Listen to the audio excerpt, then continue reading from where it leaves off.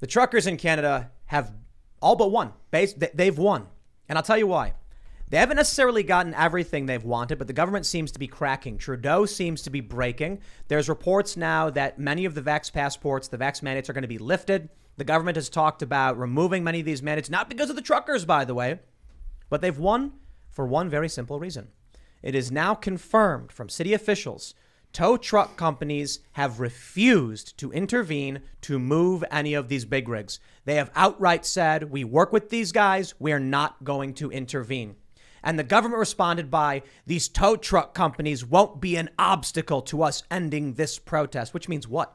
They're going to seize the tow trucks and force them to do it? It ain't going to happen. Not only that, some of these heavy duty towing companies said, listen, unless the truckers agree to be moved, it's impossible to move these trucks. The city is shut down until the truckers decide. So that means, as far as I'm concerned, they control the city. And there's about an estimate of 500 or so trucks gridlocking the city. And there's tens of thousands of more truckers who are actively protesting in many other places. The government has one choice: comply with the protesters. And the protesters aren't asking for anything material. They're not asking for money. They're not asking for buildings. They're simply saying, revert your decrees. The truckers aren't saying we want. They're saying, stop doing the bad stuff you've done by decree. That's honorable. We had a bunch of other news as well, though. There's a Republican congressman who's claimed the Capitol Police special investigators dressed like construction workers broke into his office, photographed protected materials, and interrogated a staffer. These are dark days. The same day we're hearing this, Louis Gohmert said that the DOJ is spying on mail from his constituents to him. It's getting crazy out there.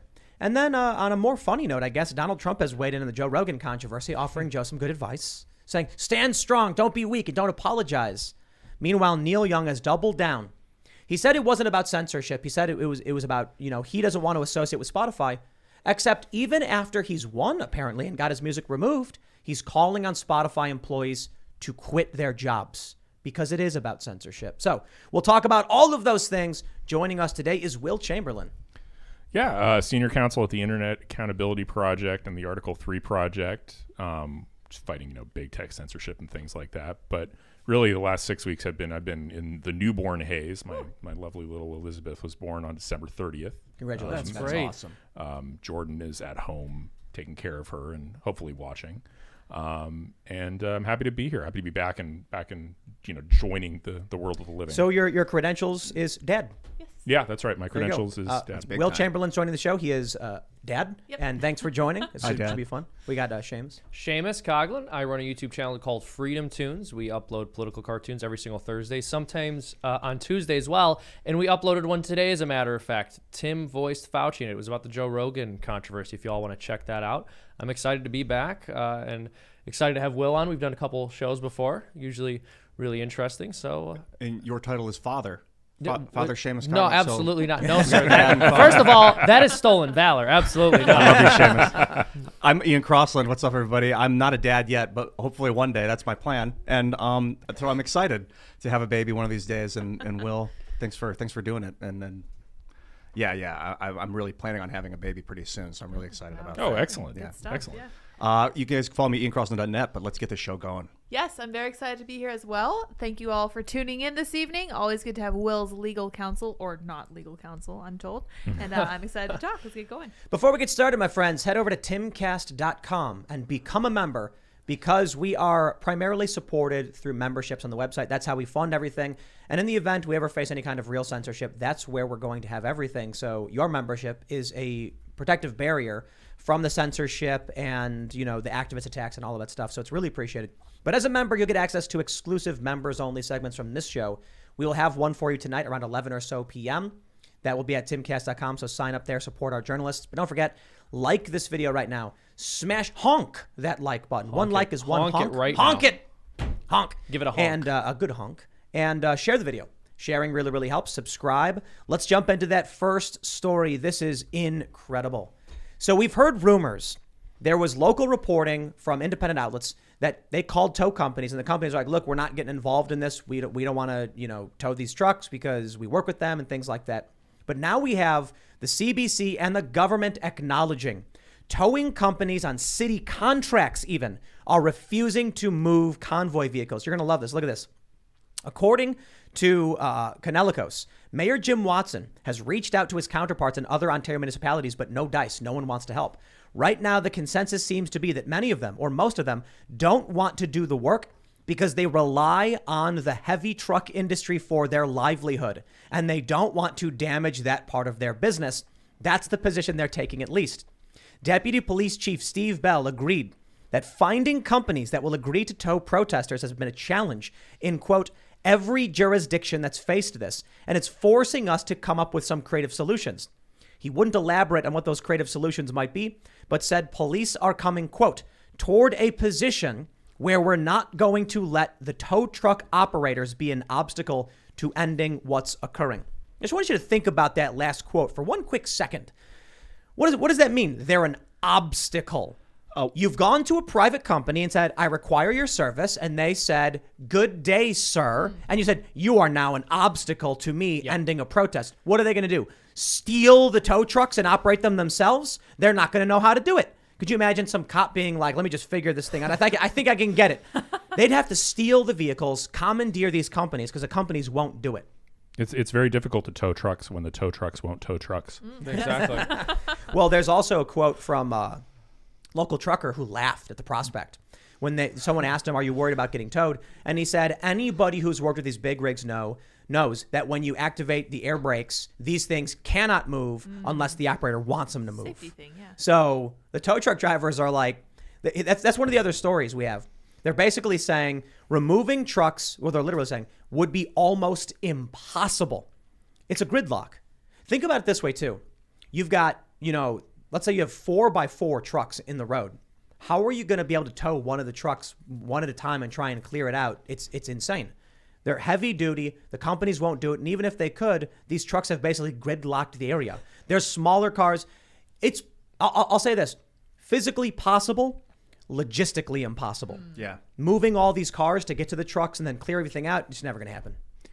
Yeah, not without the cooperation of the tow truck companies who can give you the expertise necessary, not without some amount of meaningful coercion that you can enforce. I mean, you think about if you had an individual tow truck or an individual trucker who was pulling a stunt like this, okay, you could probably figure out how to do it. If you find one tow truck, you could be like, also like, we're going to throw you in jail for a long time unless you help us. The longer you wait, the worse it'll be for you.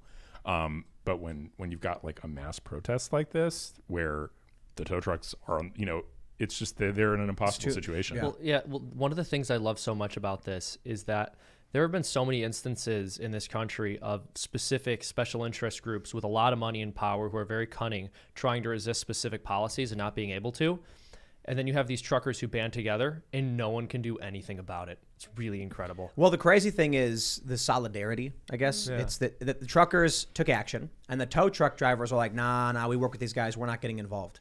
They can offer up the cops everything in the world. Apparently, Ottawa police are exempt from the vaccine mandates. They give them special privileges, and the cops, with a smile on their face, put the boot on your neck.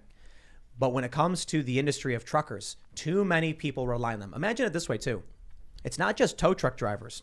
There's probably a supermarket, and the cops are going to be like, don't you provide service to these truckers? They're going to be like, I don't want to get involved because if I start making these guys angry, they don't deliver to my store anymore. I got to work with these guys, man. Yeah, if the truckers boycott a grocery store chain, that chain's in trouble. Yeah. No, well, that's what I'm saying. That's what I love about this so much is that it has to be unbelievably frustrating to them because the government has been able to push around literally everybody. And you look at all the incredibly powerful people who cower at the face of policies and try to resist them but are unable, and then you just have truckers banding together and people standing in solidarity with them, and the political class is unable to do anything about it. It's kind of like an immune system. Like it's a natural emergence of the system. It rises up and defends itself. It wipes out any kind of ill. That's what it seems like. It seems like Well, the truckers are like the red blood cells of the body, but now these truckers are acting like white blood cells, weeding out a dangerous corruption in our system. I guess what I'm really trying to say here is there's an incredibly valuable lesson in all of this because it wasn't a think tank It wasn't a political interest organization. It wasn't any group of intellectuals that banded together to resist this policy and push back against it. Like, it was literally just ordinary people.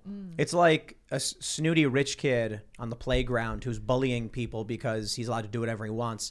And then there's some just like regular working class kid who minds his own business. And everyone's always getting picked on by the snooty rich kid. And then everyone's just like, I wish you would stop. And then one day, the regular kid who's just like, he just gets up and he's a bigger dude and he just shoves the snooty little kid to the ground. And he's like, you can't do that. Don't you know I am? And he goes, shut up. Yeah. It's just like you finally push the quiet guy. He's had enough of your BS and there's nothing you can do except comply. Just comply. Is it so hard?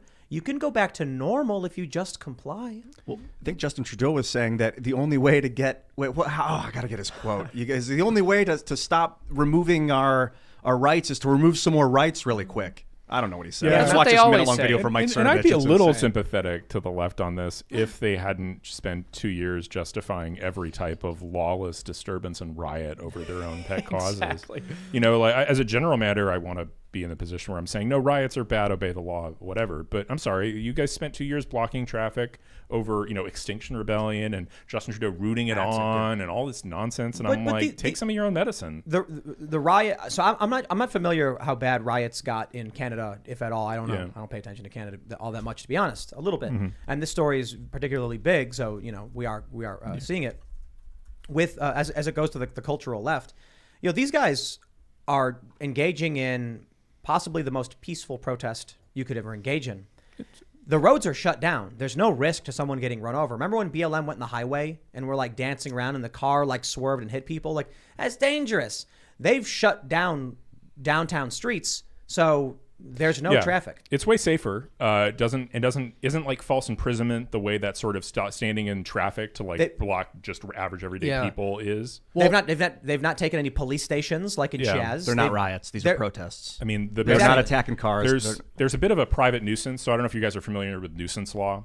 So nuisance can take any number of forms. Like say you have a plant that's putting out nasty chemicals into the air, the people who live around you have a claim in tort for nuisance, right? You're not allowed if you're damaging everybody around you's property, then and that's a nuisance. So, and nuisance can be noise too, right? Like obnoxious noise pollution in the middle of the night is not lawful in general. So like I get a little bit of where they're coming from, but I'm just under the circumstances in Canada. Sorry, no, you get to deal with this until you repeal the mandates because you decided to let your people run wild, do way worse things. I'm fine with non-violent civil disobedience that breaks laws.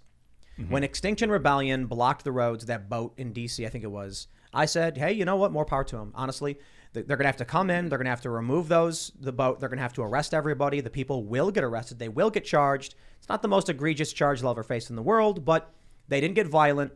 They made their point, and they got arrested for it. That's kind of like the middle ground where we're like, well, we don't want people to always be doing things like this, but we tolerate a certain degree of civil disobedience when people want to get their voice heard. Truckers are doing just that. I'll defend that all the same. But when BLM and Antifa go around smashing windows and burning buildings down, nobody agrees with that. That's you've gone so far over the line. We're like, dude, stop. You're crazy. You're crazy people. Yeah, it's contextual. If there was a purpose for that, like in a war scenario, you do that to preserve yourself. You have to like fight, but the context didn't seem right for the riots. It seemed out of context, and this does seem in context in Canada. And it's also specific to a very narrow ask. I think that's another reason it's substantially more virtuous, right? Like Black Lives Matter, what are they asking for? Like end systemic racism. What does that even mean? And how do you do it? How do you verify it's done? How do it's just like an endless ask for whatever. Whereas these guys are like, repeal this executive order. We'll go home the moment you do this and they're not thing. asking for a gain. Right. So BLM people are like, we have a list of demands of things you have to give us. The truckers are like, you did something we didn't like and we're asking you to stop. Yeah. I'm like, they're not even asking you for anything, dude. They're like, you did thing, stop doing thing. Yeah. The truckers are coming from a negative position and trying to return to zero, whereas BLM was starting from zero and trying to jump up in other positions. Now, don't get me wrong. Police brutality is bad, and protesting police brutality is a good thing. Those people who are protesting police brutality are coming from a negative, and they're saying we want to go back to zero where we have a right to live peacefully and have our rights respected. But when BLM comes out and says we want funding for this program in Louisville, they demanded a cut of local business revenue. I'm like, that mafia. is the exactly. Yeah. That's the insanity. And they went to a Cuban restaurant and they smashed a potted plant. Like, give us what we want. He was like, no, and they smashed a pot. Very mafia. It's like, dude, that's like mafia tactics. behavior. So let me just stress: when I see BLM marching down the street and they're doing their communist fists and all that, I'm like, I really disagree with them, but I understand if it's a peaceful protest, if it's nonviolent civil disobedience. Yeah, more power to you, man. We got to tolerate some degree of civil unrest, but we have a hard line. We have a soft line and a hard line. With these truckers, they're just basically like, stop ruling by decree. It violates the law. Please stop breaking the law. Yeah. I'm okay with all of it. Yeah, absolutely. Well, we were even talking about this the other day with JB Pritzker giving $300,000 of federal COVID relief money to BLM. And one thing I said at that point was, BLM is the perfect scam because there aren't any actual results you have to show for it. Like you mentioned a moment ago, the goals are very nebulous, and they'll talk about systemic racism and we want this change and that change, but it's never anything really concrete. Whereas these truckers are, again, they're asking for something very solid. They're saying, repeal this law, don't force me to take an injection that I don't want.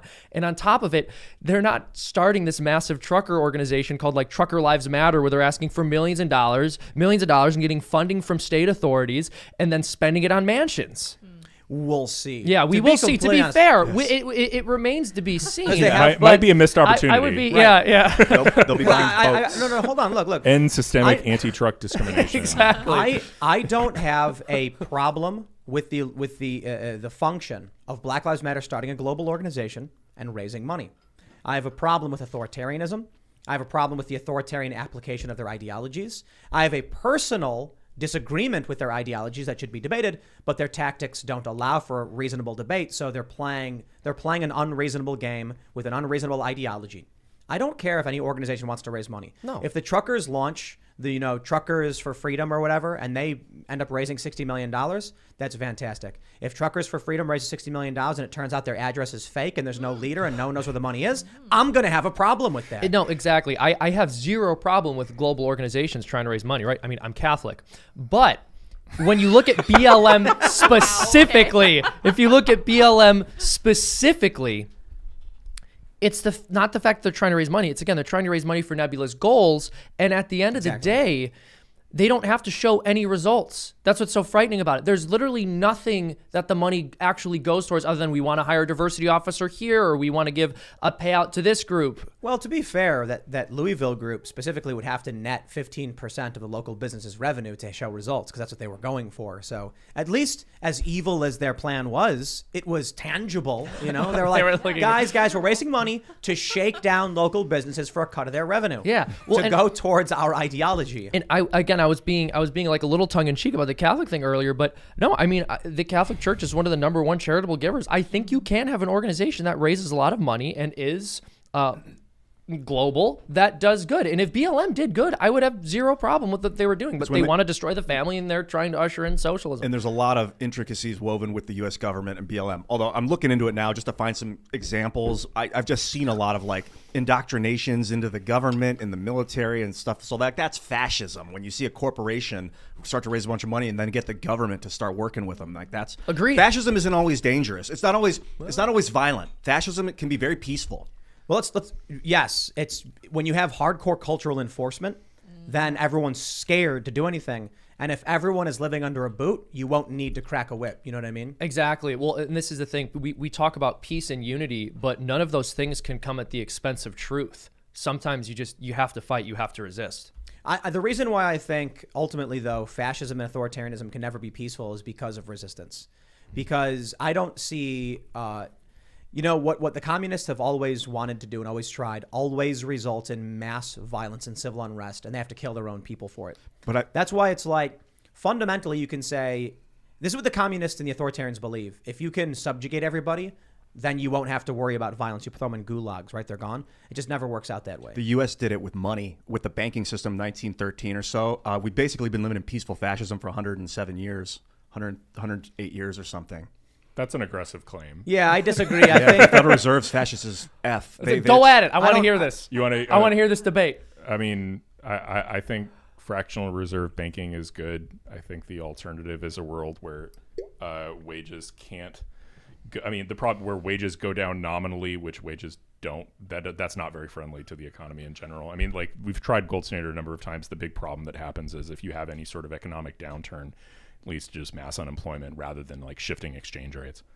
I mean, I can go into more detail, but this fractional reserve banking is I don't see that seems a non sequitur.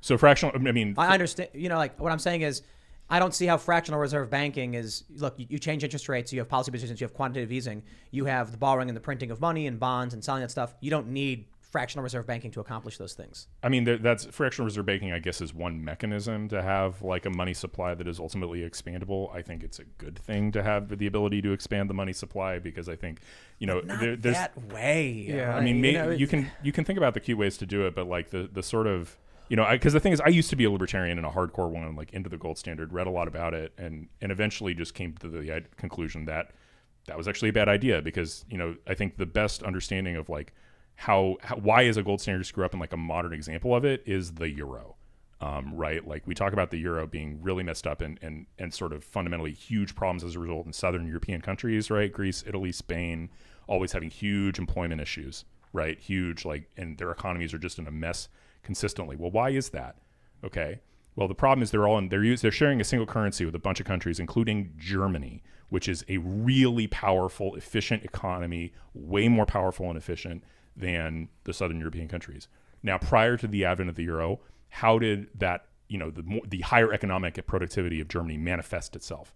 Well, it manifested itself in the German currency was worth more because they produced so many goods and services you could buy with Deutschmarks.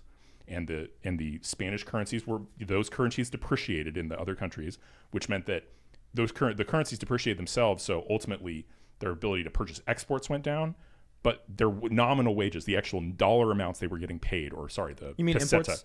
the peseta. No, I'm talking about like there's a nominal and real. Do you guys understand the distinction between those two, like nominal wages and real wages? So you keep getting $5. That's the nominal wage, but the real wage is your $5 is going to buy you less goods. Exactly. Yeah, okay. So. And basically, my overall thesis is it is very bad when nominal wages have to go down because no one likes to go home to their wife and explain why their pay went down, right? Like that's a really good way to get, you know, so you get fewer people being hired. Like it's like nominal wages are very what's called sticky downwards. People really hate when they do that. And so if a productivity differential between regions can manifest itself as your currency depreciates versus basically like all your people's nominal wages have to go down because otherwise like everybody you go broke. Like if you can't print money, then you have to borrow. Like there's also, I mean, it's a kind of complicated economic. And it's really, really complicated to explain to a lot of people, even to give people the basics on fractional reserve banking. Oh yeah, can policies. you break down fractional reserve? No. We can't. In 13 seconds. I think we gotta. It's pretty basic. It's like you can loan out money that you don't have. Yeah, It's you the only have to have 10% It's not just of that. what you're loaning out on hand. It's that loans create money. A loan isn't someone lending. A bank is not lending money to you. A bank is creating the money on demand for when someone. So it used to be demands they could only loan out what they had in gold and now they can loan out more than what they have. Nothing is like. Can I just ask one question? So, but what happens if nominal wages decrease, but you actually have deflation, so real wages are increasing? I mean, if you end up having deflation, you still have that fundamental problem of like people. Because it's a psychological problem as much as it is an economic one, right? People still have to go back to their spouses and explain why their wages went down.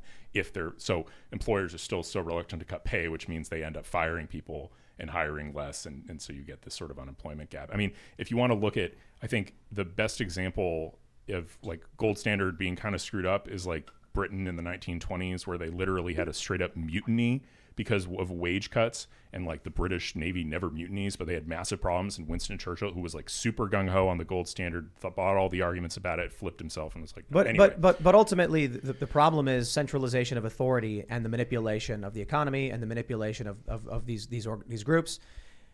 I hear what you're saying for sure, but I don't think the current system we have is the right system. I think it's ultimately authoritarian and manipulative.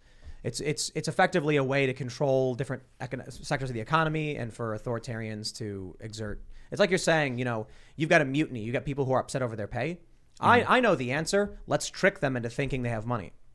I mean, and that's kind of what happened during the pandemic, right? Now we have inflation occurring. Everything's more expensive. The supply chain is broken down. I look at these Reddit posts. There was one where a woman says, It went viral. She was like, I go to the grocery store and I buy the same thing every week, and I'm spending more and more money every single week. And when I tell people, no one listens, no one believes me. I thought it was interesting because it shows how for people who are on fixed incomes, or for people who buy the same things every single week, like they know what they need: milk, bread, eggs, coffee. They're seeing directly like, wow, this was $60 last week and now it's 70 bucks. But for a lot of people, they kind of go and they buy random things. They go to the store and they're like, this looks nice. So that they're not actually seeing it because the number is always different. So I go to the grocery store and I ask the people working there, and they're like, dude, it's nuts. The prices are skyrocketing. So for a lot of people, they're just oblivious. I suppose that's one way to control the masses. They don't realize their buying power is decreased. We printed money. We borrowed money. We went nuts. We changed savings accounts, checking accounts over the pandemic. And we gave everybody all of this money for a variety of reasons. And they all were like, wow, I got $200. And now it's like, you can't buy anything with that $200. So does it really matter? And neither can I. Thanks, guys. Yeah, exactly. Those of us who are responsible And saved. and think ahead are now the ones getting screwed over. But I'll tell you this, you can still buy silver. So if you're someone who knows they're devaluing currency to trick people into thinking they have money, hedge your bets, I guess. But I'm not going to tell you where to hedge them. Silver's increased a little bit, though, hasn't it? was Is it undervalued right now? It was flowing at Okay. $18 for a while. I'll check what it's at I mean, now. if I you think actually, it's undervalued. I have a thesis I'll give to people, which is that if you really want, the best inflation hedge is just equity in a good company. And I'll explain Right. why, right? Like, do you think Apple's ever going to shy away from raising prices if its supply goes, like, if costs go up on the supply side? No, like the iPhone can go up in price. Like, people will still buy iPhones, which means they will always be able to make a substantial profit regardless of how much inflation there is, which means the value of their equity is a good inflation hedge. So like this is actually the secret that a lot of people make money on. But you called, By the way, you Tim, called not Apple. financial advice. Are we required? Sorry, to say yeah, that? called no, Apple- no, Yeah. that's not financial Well, I'm not advice. exactly Or what to what buy. silver? Okay, fair enough. Oh, I'm silver's just at saying my 23 personal bucks. opinion right? is that silver is way undervalued. Oh, silver's amazing. Yeah. But That's your opinion. considering- Okay, I was just curious. so you said investing in having equity in a good company.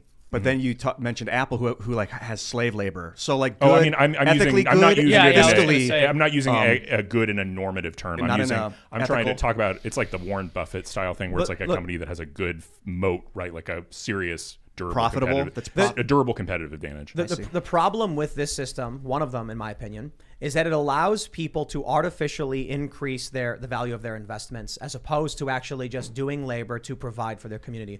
So I think about how, I saw one post. There's a lot of these like anti-work subreddits, work reform, late-stage capitalism, and they have ridiculous solutions and proposals, but their complaints, I understand. One was, they said, my parents bought a house in the early 90s for like $100,000, and now it's worth $750,000 or $800,000. I make more than they did in buying power, but I can't even afford any house, and rent is higher than the mortgage was. So I view all of this as a problem of artificially trying to control economies.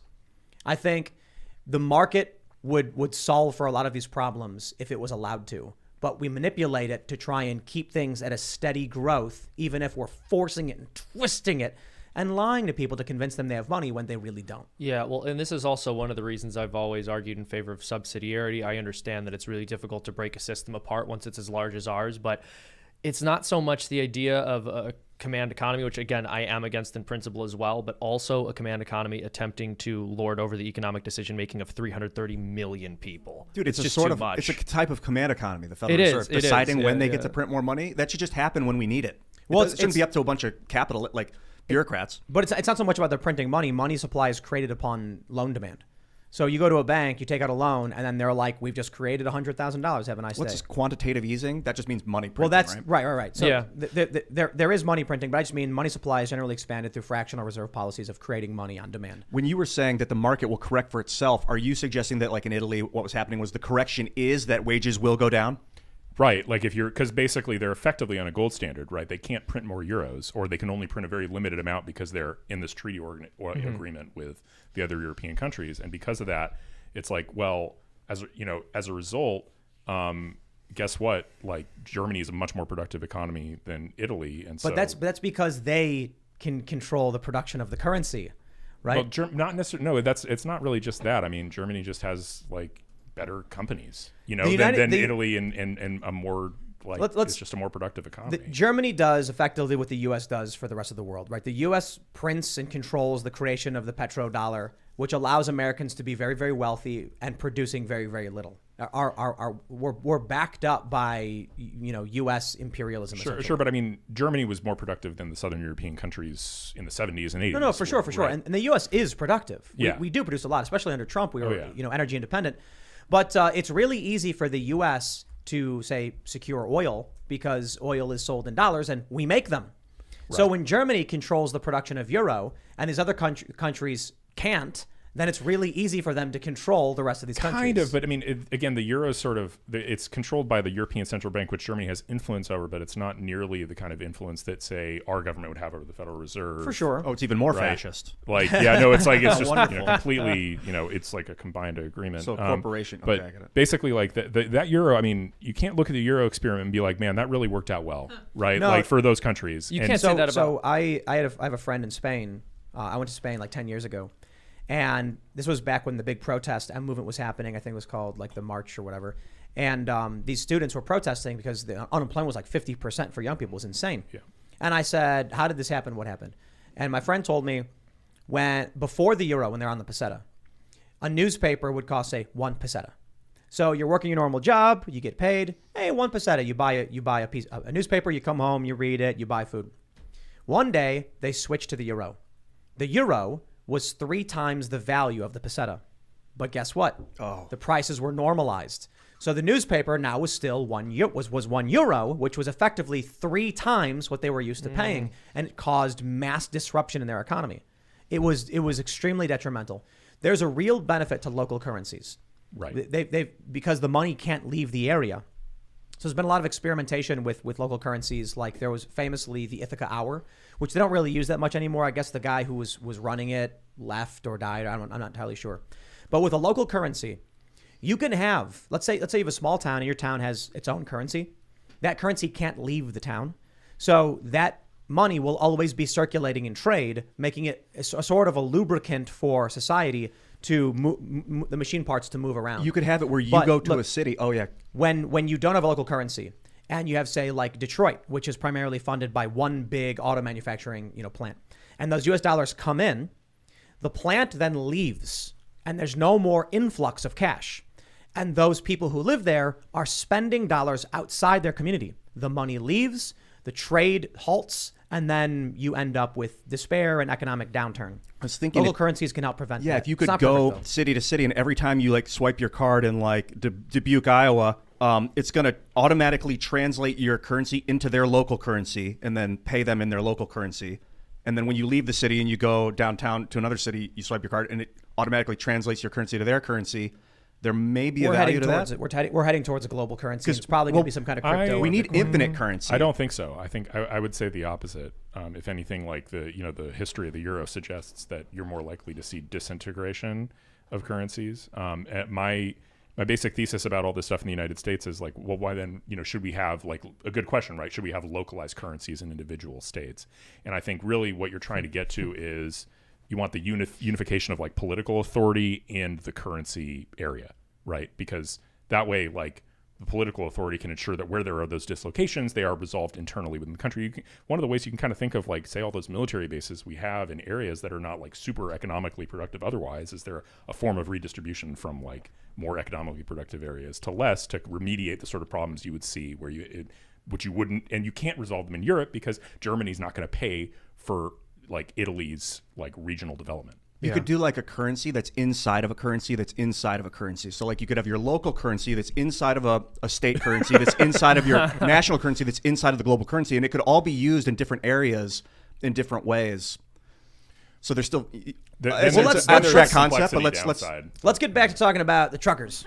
yeah. Because boy, did we derail on that one. thanks, buddy. Because Sorry, my bad. I love you. No, I told you guys to go at it, so I encouraged that. that's why I Fascism said can be no peaceful. to I thought it was explaining a- the Federal yeah. Reserve. I'm like, this would take way too long. It struck me in my mind. Fascism can be peaceful. That's a terrifying So concept. but look, we got good news, everybody. We got good news from CTV. Alberta ditches proof of vaccine program at midnight. Yes. Masking for students on Monday. This story, February 8th, 7:27 p.m. Eastern Time. This is happening right now. Alberta's highly controversial proof of vaccination system expires as the clock strikes midnight Wednesday. Premier Jason Kenney announced Tuesday amid accusations that he was playing politics with public health measures. Rules that require students to wear masks in Alberta schools will end on Monday, and children under 12 won't have to wear masks anywhere starting then. Credit goes to the truckers. I don't care what they say. I don't care about the lies. They were never going to give up power.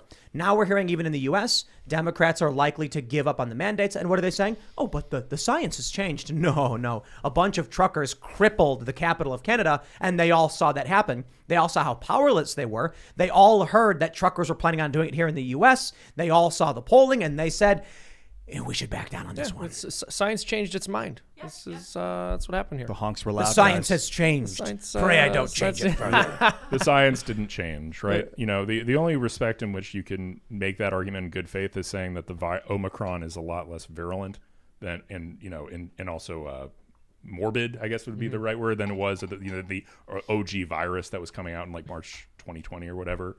Like that's a valid argument, right? The way the proper public health response to Omicron is very different, I think, than the proper public health response to the original virus. And it was so unknown in the beginning that they reacted very extremely because they didn't know. Which is also rational, understandable, precautionary and because, like you were saying, it's hard to undo a process once it's going. Yes. It was kind of, now you see like stores that are selling masks and stuff. Well, and also all of the decision-making power was in the hands of people who wouldn't pay a price for overreacting, and so you were going to get an overreaction. It's also where polling was. I mean, if you look at the polling is flipped, right? If you actually look, if you remember looking at those polls in like March, April 2020, they were like 80-20 in favor of severe restrictions. Yeah. And that's flipped completely, right? So now 80-20 the other way. Let me read this portion of the CTV News article. They say, the Premier, Kenney, recently said that a plan to remove restrictions would likely come by the end of March. 5 days later, he changed the timeline when he said he hoped to relax measures this month.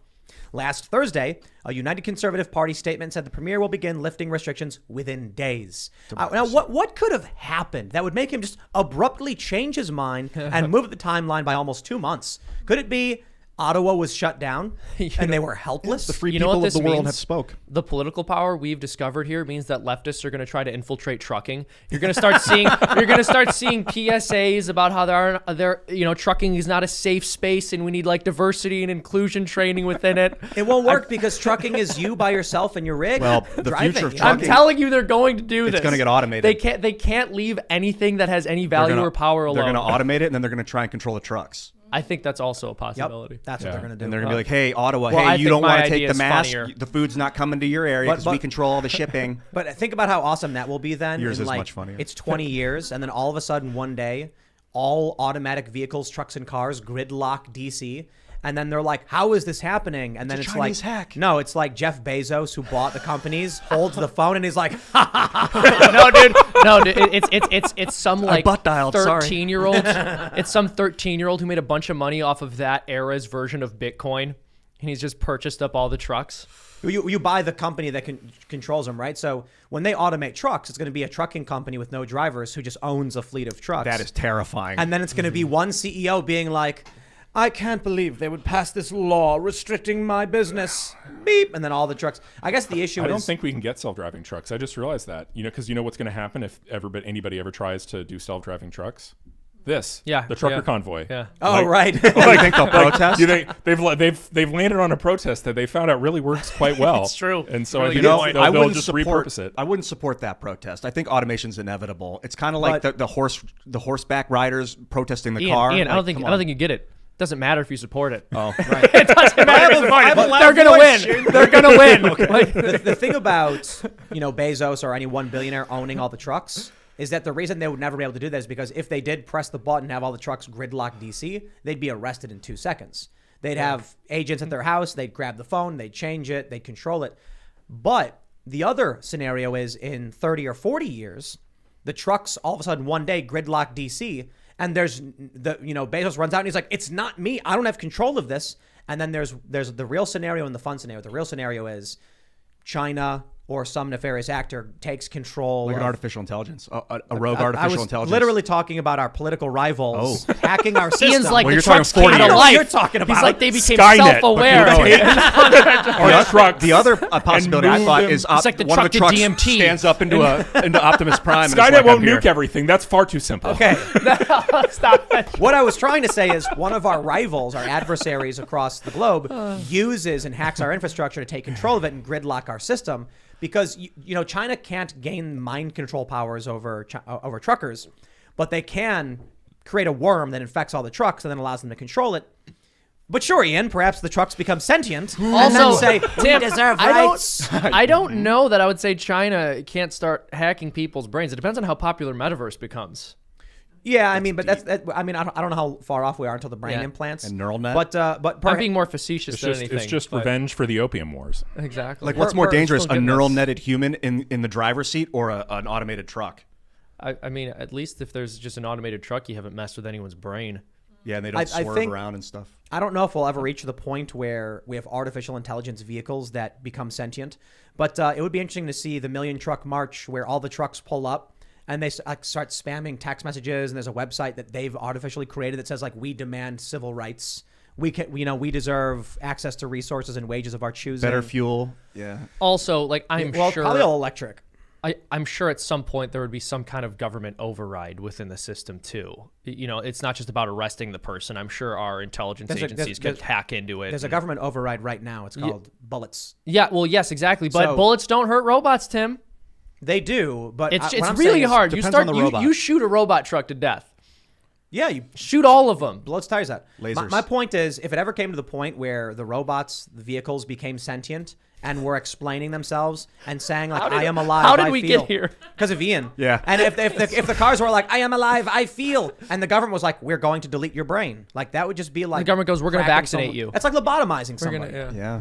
So you can't. Although there'd be a lot of people saying they're just machines, they're not alive, and then They would be. it's like Star Trek episode, the Make of a Man or whatever it's called with Data, and they're trying to figure out if he's alive or whatever. Anyway, back to a more serious note. The truckers are winning. I don't think we're gonna have to worry about Optimus Prime taking over DC or anything Thanks. like Okay. that. But the truckers have been effective. I feel like the spirit of Optimus So Prime far. lives in Canada right now, man. That I got goosebumps. Spirit Yesterday, I was of watching this video of this guy in Canada, and I didn't get the name of the guy, but epic, on the loudspeaker, like on his megaphone, telling him about freedom. And it's like for the first time in his life, he's proud to be a Canadian. And if you want freedom, scream it, freedom. And the crowd goes, what? Like they're ready for a revolution of their government to transition to some sort of democratic republic. It's funny because they're not. Something better. It's not the current Democratic It's Republic. It's not structurally set up for it yet, but I think we can help them. I mean, the should American annex model. Alberta, right? We should invade and liberate Canada. They'll welcome us as liberators. Exactly. Regime change. Canada would love It it. happens from the inside. I'm just here to help make it peaceful. Didn't someone tweet seriously recently that like we would end up invading Canada? Who was that? What? Yeah, no, I someone- saw that. I Yeah. forget who put. I think it was That like was such Jesse it was on Kelly, wasn't it? Federalist or Guys, I was just kidding. No. right. Well, we've about invaded 3 Canada months ago. before. it's true. We have. 1812. Yeah, we tried taking Montreal, Then, and then then we left. Then the DC, English kicked our ass. and they burned down the White House. That's Or- propaganda. No. This is. I love this because if you actually read it, it's like one of those things that kind of gloss over in high school or elementary school history. It's like, oh yeah, we had the War of 1812 and we had a peace treaty and that was great. Only after the English kicked our ass, They burned the White House to the ground. burned Washington That's to the right. ground. That's But- right. We learned about that as if it was like some rogue attack and not like them completely demolishing us. But Yeah. we almost had Montreal. We almost had. Do you know only much about the reason battle? I don't know our anything country about it. survived is because Napoleon started running wild all over Europe, and England was like, "Okay, this is annoying." You're Can- right. can- You think so? Right. They were going to take back the country? Is that the plan? I'm not sure. Maybe just no. impose some really brutal peace on us that was like, we can continue to seize your ships and impress your sailors. Yeah, they which was steal the- sailors, literally just taking sailors. Like, actually, you're ours now. Yeah, Yeah. yeah. But Napoleon saved our Napoleon, That's weird. running wild all over Europe saved our ass. the great one of the most French dangerous held us out empire, again. villainous, men in the And history of sold us humanity. Helped create American democracy. Sold us the Louisiana Purchase too, which Yeah, is so that's right. Napoleon is responsible in multiple ways for the health of the. So, American as an Republic. American, you should actually like the dude. he was a big No. fan of American Well, I democracy. I know, but it's just what happened to him. He invaded Russia. Yeah, in the winter. Funny, are we trying to do something like that soon? Where is he now? That It's French kind of Revolution was crazy. nuts. That is insane. It's crazy because like I was reading that he was advised not to do it, and he was like, I can do it, and then he just like gets wiped out. It's just like, don't invade Russia in the winter. Just like hold the line, chill out. Yeah, Like, they He all came to conquered the all defense Europe too. at that point. I know. Like literally basically all of continental Europe at that point was either directly run by part of France or run by a vassal. Bro, you got to crazy, grind, right? though. You got to hit that grind. He wanted more. He's too It ambitious. was kind of a situation where I think the British, the Dutch, I think it was the Dutch, the Russians, pretty much everyone in the world was against him, and they would have invaded and taken it back. I think if he didn't keep attacking. It was like, well, it was the England had this nasty naval blockade on them, right? And also was just imposing like, if you trade with us, you can't trade with the French or something. And basically, I mean, I think that was the big onus where it's like Napoleon was trying to bully everybody else into trading with him and not trading with the British, and that ultimately was why he kept expanding to bring more and more people under his control. These crazy Europeans always fighting each other. It's true. More and more bloody and ridiculous wars happening in Europe. What's going on with those Europeans, man? Yeah, man. I They're don't know. always- It's a they're good always question. Fighting each other. But Fighting each other right now in resources- Ukraine and Russia. It's probably they're having trouble delivering resources. It's probably. I think it's a very high population density, and then border proximity. So that pressure leads to fierce, competition. And and not violence. no good natural borders either that just like stop invasions, right? Yeah. I mean, Except we for think- Switzerland, right? Yeah, those Sure, mount- Switzerland, but I mean, if you think about the United States, we're a friendly country in the north, one country in the south, and then two oceans between any great powers. Because And we got those two mountain ranges. But if to they be do fair, try to land. we straight up just conquered this land east to west. So Exactly. we took Right, it but there over. was no centralized sovereign entity that was Exactly. resisting us. The Sioux was powerful, but they didn't have weapons. Not really. And I think smallpox wiped out Comanches were 95% of gnarly. them. The Comanches were gnarly. You ever want to, overcome that sort of weird myth about the sort of absolutely innocent Indian? Just read about the Comanches. And, I mean, Or the read Aztecs. the Yeah. Aztecs. right. There's look, Guys, this is I getting don't. really offensive. I think humans are brutal.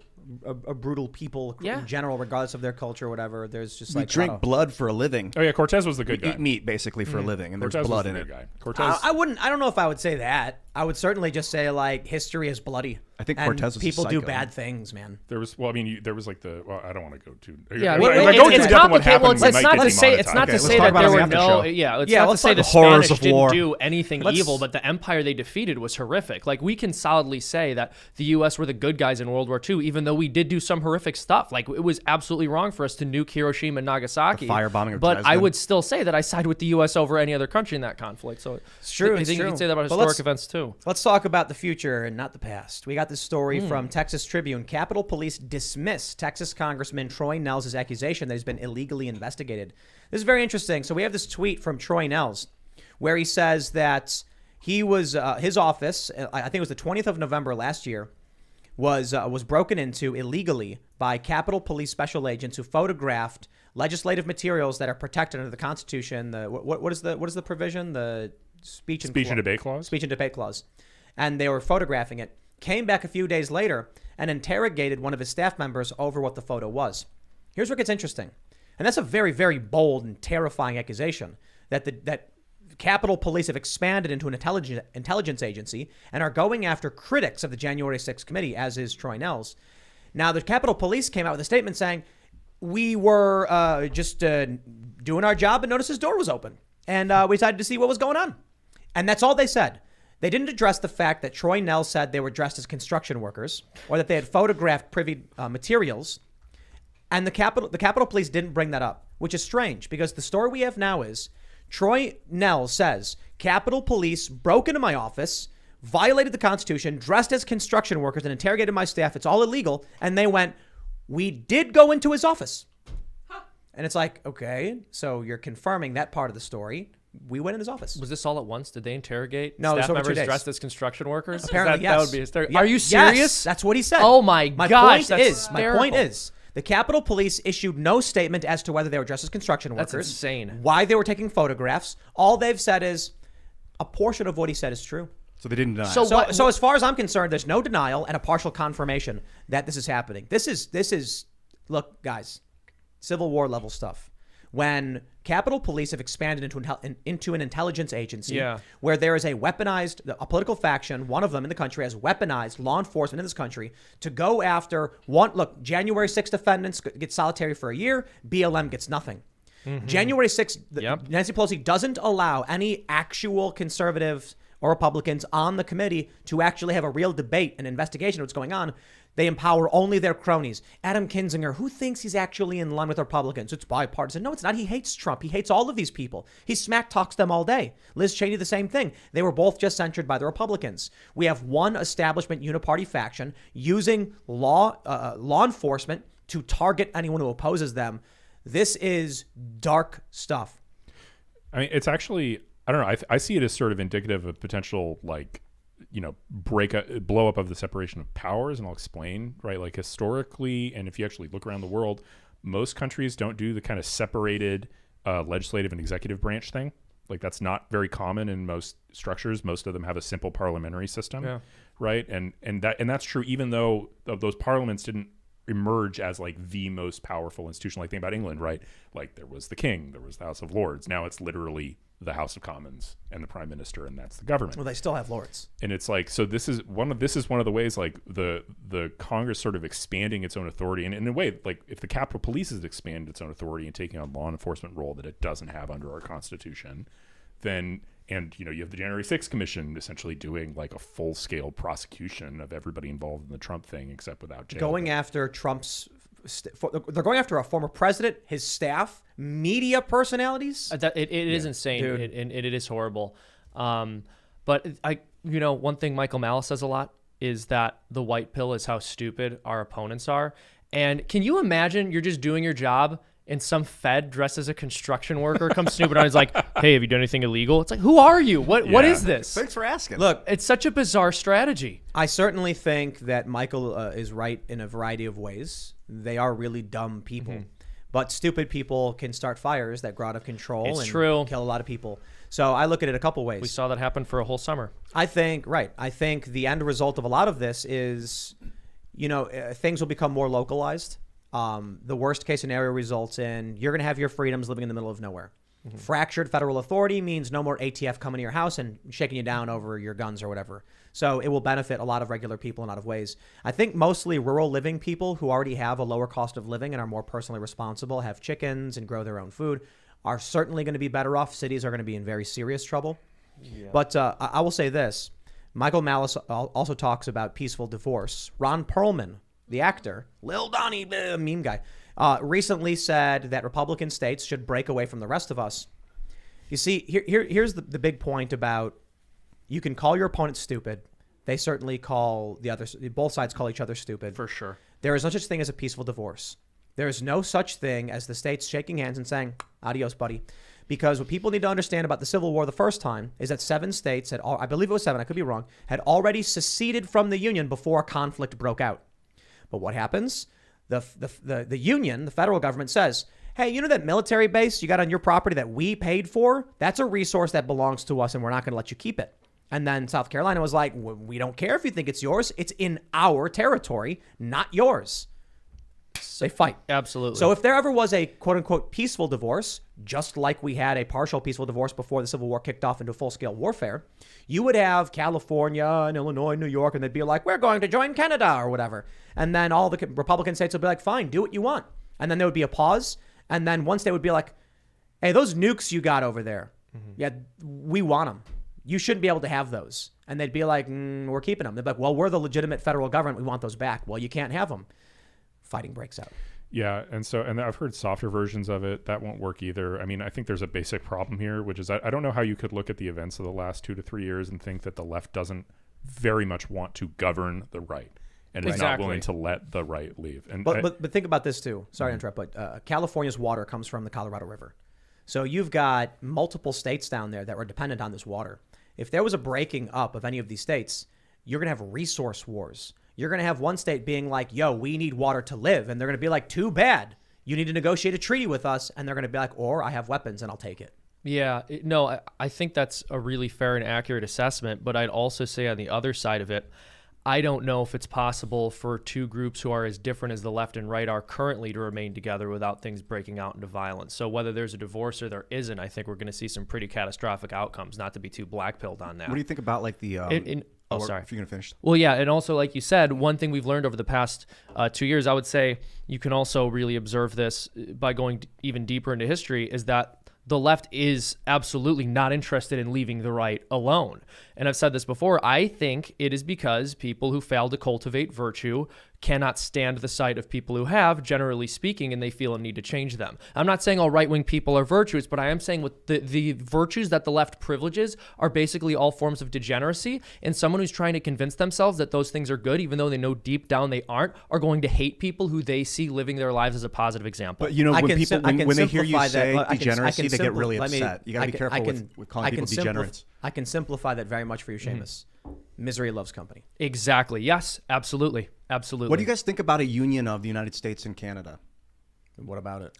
I'll take Alberta, but the rest of Canada. Like those people are amazing. I feel like they're my brothers. It's as if they're us. It's like the same people. And there's so many resources in Canada. Seeing not a fringe minority, but the minority. No, right? no. There are so many resources in Canada untapped right now. And when the future comes and we need them, someone's going for them. It'll probably be the Canadians, but they're going to be like, help. So you have the 14 original colonies. 14. What? Because Quebec did not join for an independence. So it could have been 14 colonies. They were a colony of Britain. And they said, nah, we're good. So when I look at Canada, these are the people that were like, we're actually cool with being ruled by despots. And the rest of us were like, we are not. Unfortunately, most people are sheep. 90% of the population, and a lot 80% of the population is probably just going to go along with their government. And these United States were started principally by people who are like, I do not think you have a right to subjugate me in this way, and I will stand up for my rights. And Canada was primarily a country that said, we're cool with being under the crown, man. We don't want to fight. So that's you can see how that manifests in our countries. Canada is very woke, very progressive. The conservatives in Canada are authoritarian and progressive. In America, we got guns everywhere because we're like, don't tread on me. I swear, I'll tell you what, because we are the children. We are the descendants of people who said, don't tread on me. Whereas Canada are the descendants of people who said, I'm cool with being tread on, it's fine. I'd like to bring the Constitution of the United States to the Canadians and create a new government. You're a colonizer. We don't even need a single leader. It doesn't have to be like that. It can be like a decentralized union. It's time. They have a constitution that's very similar to ours in a lot of ways. It doesn't matter. We could both adapt our constitutions together. Cultural enforcement is everything. If the Canadian people are unwilling to stand up for things, then the culture will not allow or tolerate for those things. In the United States, we had a culture war, and I think the culture war is over, completely over. The culture war, I think, started at the end of the 2000s, and it became very prominent with independent media around the early 2010s. We saw Gamergate and things like that. It came to a major crash with the election of Donald Trump and the election of 2020, and now the culture war, in my opinion, is over, and we moved into if I was actually going to map it out, I'd say at some point, maybe after Trump got elected, cold civil war emerged. And I don't know exactly when. It was probably maybe 2019. Maybe it was 2020. What I mean to say is there was a period of gathering the troops. For a while, people were producing media and saying, side with us, our side is right. We are so far past that point now. You literally just, it's like either the bridge is broken. There's no connection between either faction in this country.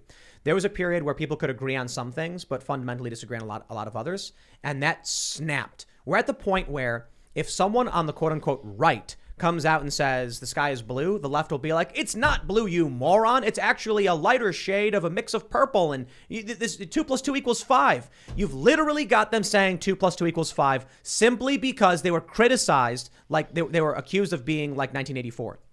If one faction comes out and says it, the other side disagrees. And the same thing is true with masks. The mask thing pisses me off because conservatives were for masks initially. Then all of a sudden it flipped and the left was for masks. And now you've got people literally telling me, well, if the left says to do it, I'll do the opposite. I'm like, right. That says to me, we're not in the culture war is over. Mm-hmm. There are two distinct cultures that are present in this country. You could say the bridge is broken, but that doesn't mean we can't build new bridges. I don't think it's possible to build a new bridge. It's possible. It's just not easy. I think you're wrong. I think it's like the most likely outcome is not some sort of peaceful separation. It's just one side of this faction kind of prevailing. I don't see that either. Well, No, look, Donald Trump got 75 million votes or whatever, and you've got a potential red wave coming. It's a split, and so if you end up with right now, you've got Democrats filing a lawsuit to make it so that Madison Cawthorn can't run for re-election.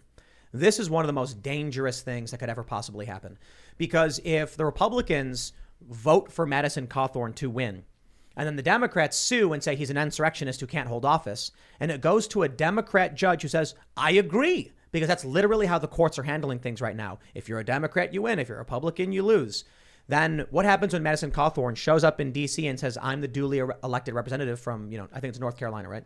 Mm-hmm. And they say, the Capitol Police officer goes, no, you've been disqualified. Then what happens? What happens to the people of that district who said, 70 or whatever percent were like, we voted for this guy. How are you going to tell us we don't get to have the guy we voted for? You're going to see it's breaking. It's breaking down. The mere fact that they're trying to do it, and Madison Cawthorn had to file a countersuit saying he does have the right to run, shows you we are not talking about elections anymore. Power is not being won in the seat of government by people saying, I hereby choose this man to represent me. It's being won by powerful special interests who are funneling money into super PACs, who can go after prominent media, who can go after politicians and destroy them through procedure and process instead of the actual electoral process.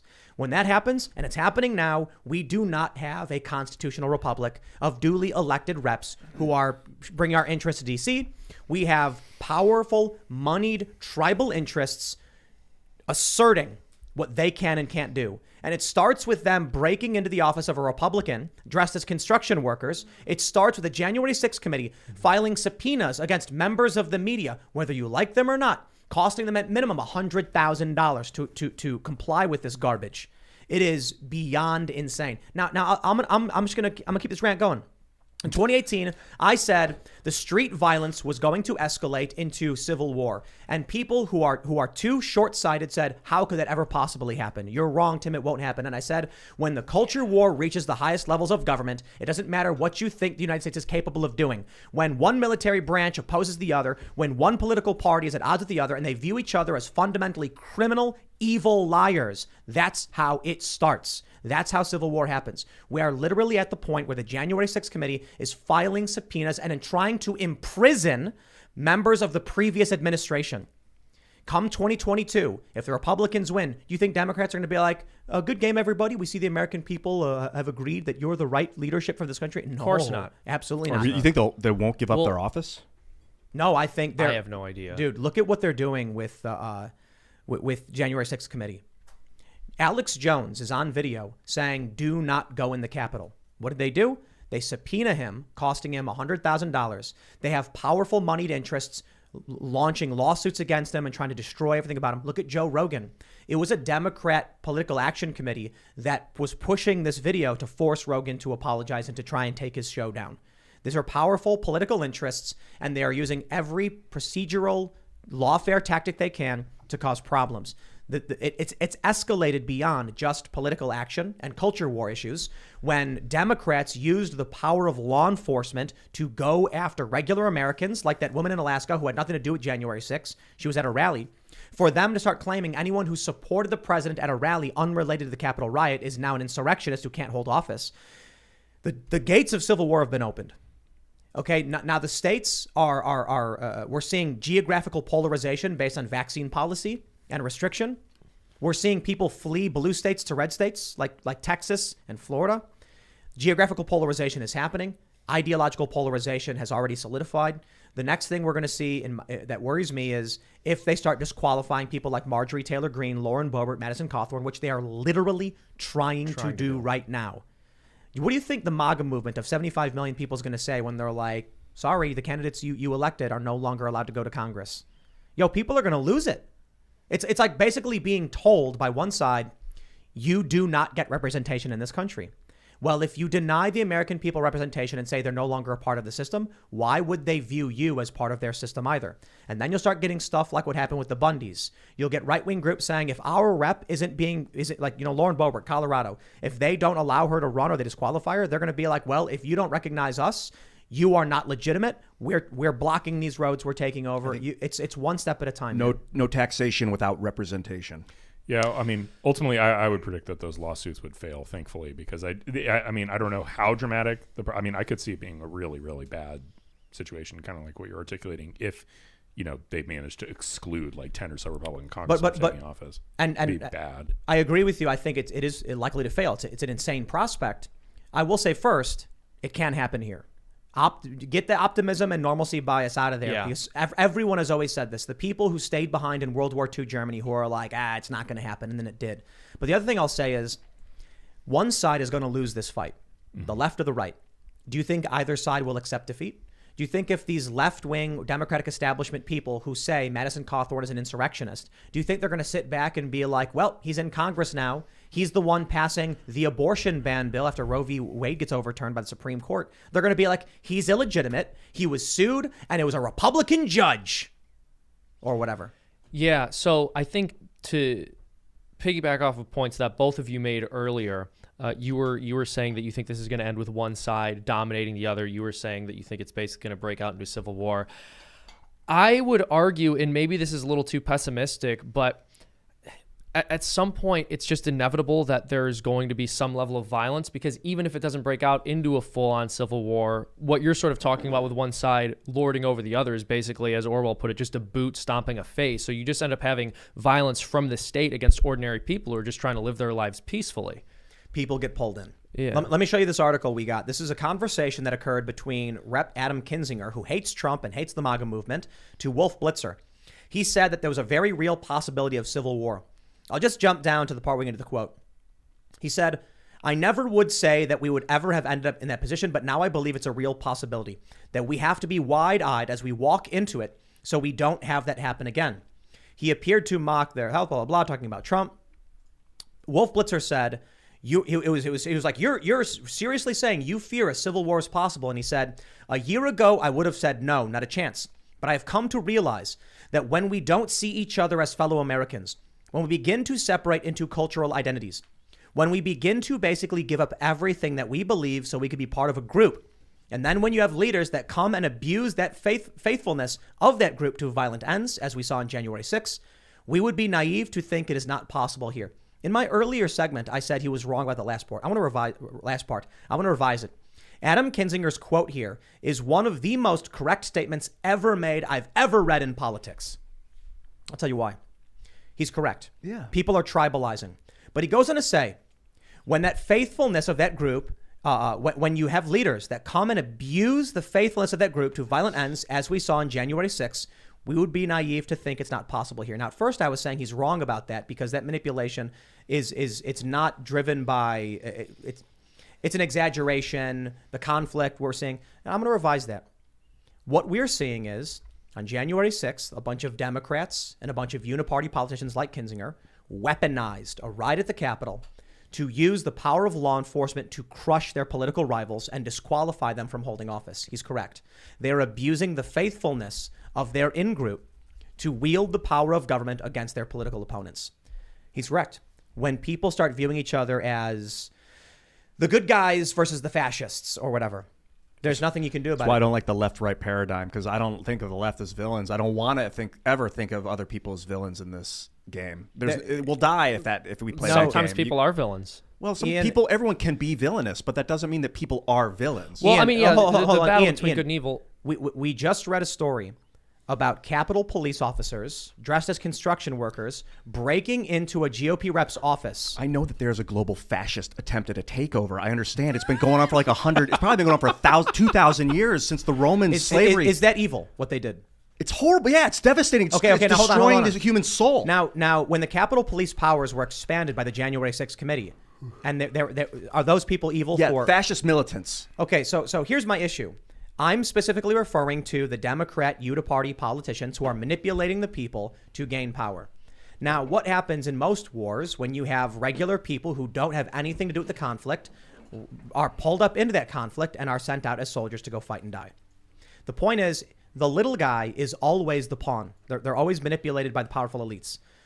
Right now, you have do-nothing neocon Republicans. You have American, pro-America, anti-establishment figures of varying political backgrounds.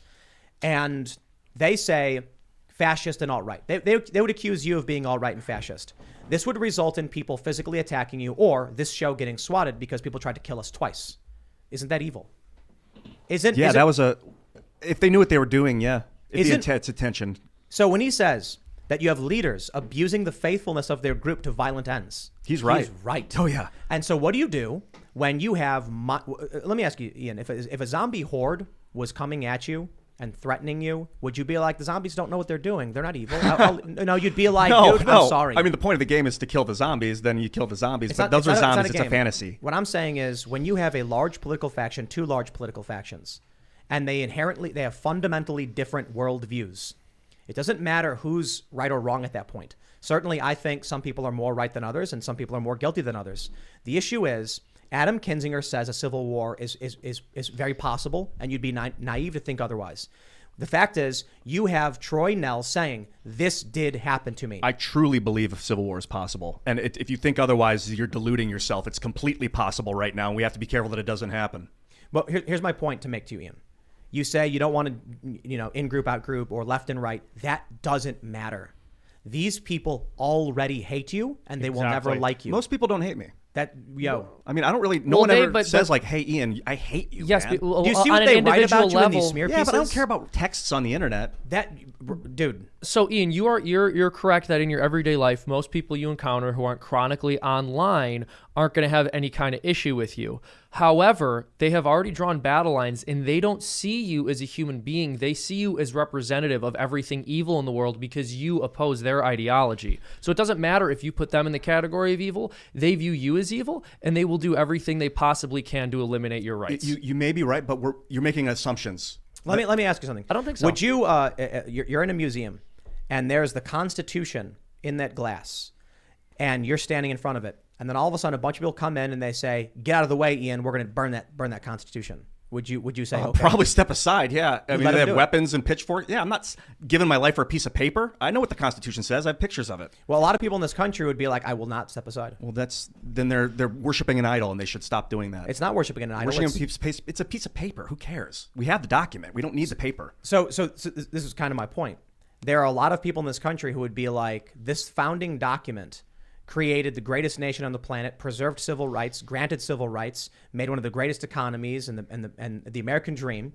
I will sacrifice myself to make sure that other people have that same opportunity. That I will do, but I'm not for a piece of paper. Well, for the idea. Ian, I mean, whether you would agree to sacrifice yourself or not, I think saying it's just a piece of paper is really reductionist.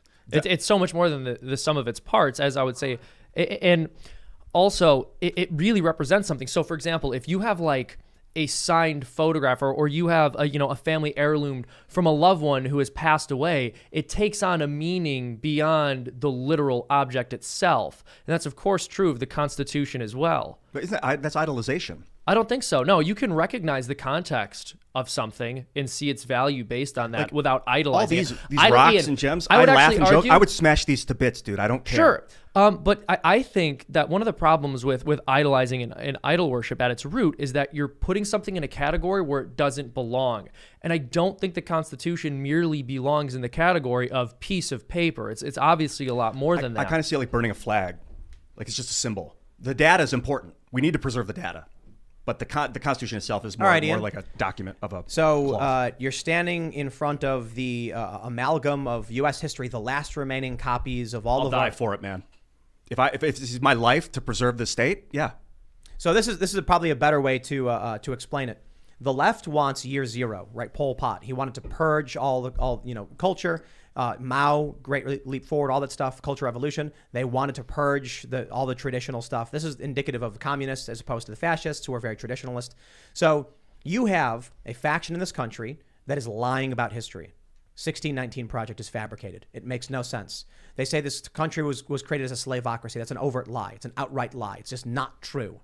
And they say the purpose of this country was so that white people could have slaves. Is literally not true. It's not true. Yeah. So you have actual history, and there's probably a lot of problems with history. Let's be real, because it's written by it's written by the victors. His story.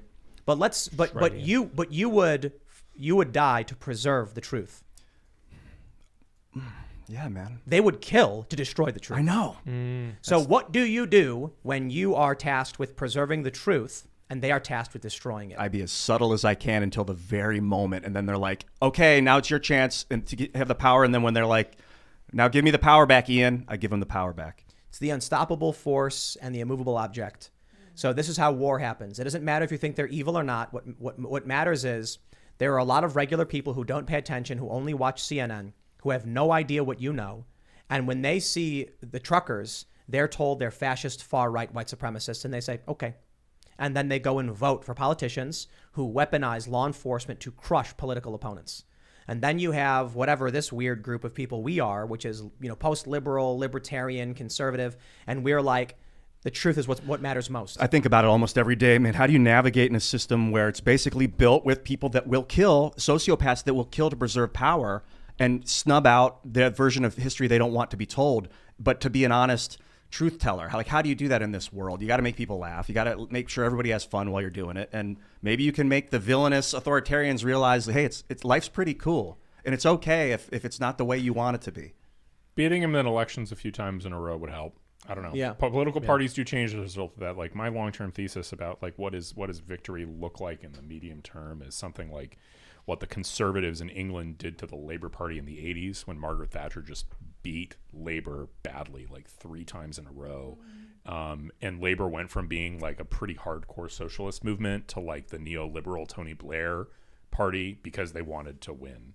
And so I think, a world where Republicans win 3 or 4 elections in a row convincingly. And I think that's quite possible in a world where the left keeps doing this stuff. They've absolutely. The left has found itself. I mean, they're moving towards censorship. They're moving towards this stuff because they're losing traction. I mean, the generic ballot poll was something for the first time, it's +4 for Republicans. It hasn't been plus for Republicans in 2 decades or something. And Gallup found a party affiliation for the first time in 30 years is now pro-Republican. Right.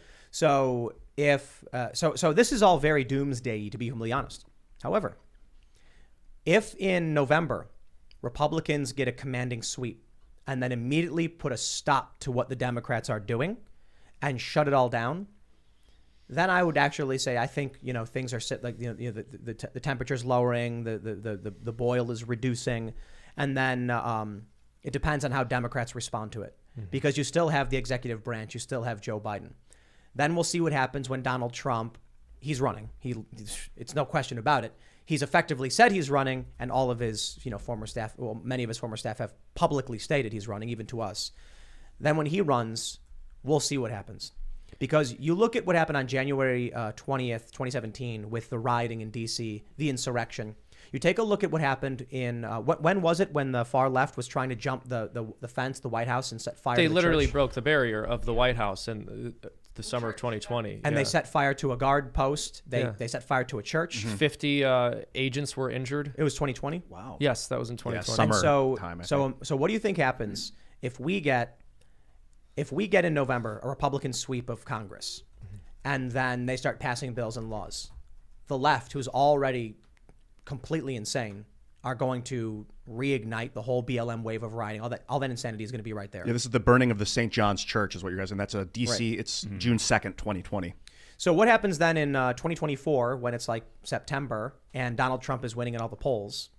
Do you think they'll learn their lesson and Antifa will come out and be like, we're so sorry we did this to you guys, please don't vote for them? Or do you think they're going to be like, fascists have won, it's time to revolt? Well, yeah. So first of all, obviously, I know you're being a little facetious there, but they will never apologize for anything. They'll just move on to the next racket, and they'll start pointing the finger at Republicans. Look at all these horrible things they've done. Look at the human rights abuses Trump wants to implement. I think people are going to be smarter than to look where the people who were burning the country down are pointing. I can't imagine that people would support another year of rioting and burning buildings. Yeah.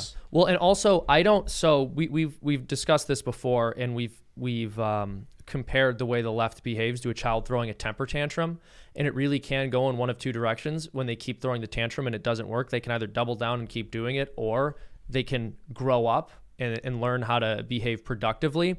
I'm not sure which direction they're going to take. It's going to be very dependent on the particular left-wing We need individual. law to shape culture. Like, I think one of the, one good thing that would come out of a law that sort of banned social media censorship and deplatforming is it would just take the teeth out of all this dumb activism that seems to juice the most authoritarian impulses of the left, right? Social like media is problematic. like Yes. if you could just get them, like, if this Joe Rogan stuff would be like Spotify would put out, instead of that simping, like, ridiculous statement that the Spotify CEO put out about how sorry he was, if he just put out a statement that was like, federal law prohibits us from doing anything like what you guys suggest, so Joe Rogan's staying on the platform, take a hike. And if that were take that across like YouTube, Twitter, whatever. If all those companies just realize if we do what the leftists want, we'll be in violation of federal law. And, so that would, it would do a lot to decrease the temperature.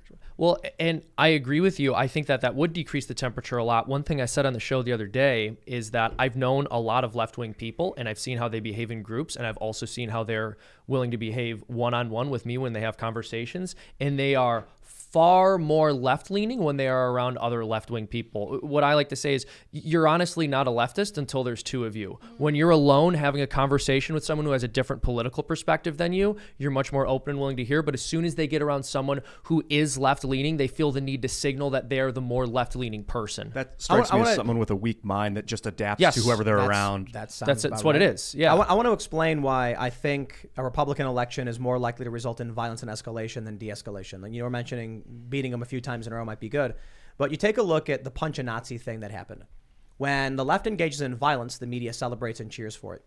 When the left tore down the security barrier at the White House and then set fire to a guard post in a church, and Trump was forced into a bunker, they made fun of him, mocked him, and called him Bunker Boy, and cheered for it. When BLM burnt down buildings causing $2 billion in insurance damage, and that's the minimum, that's the max payout, so that's not even, I shouldn't say the minimum, that's not even all the damages. And they said, your insurance will cover it. When David Dorn was shot in the chest and killed over a TV, they didn't talk about it, they didn't care.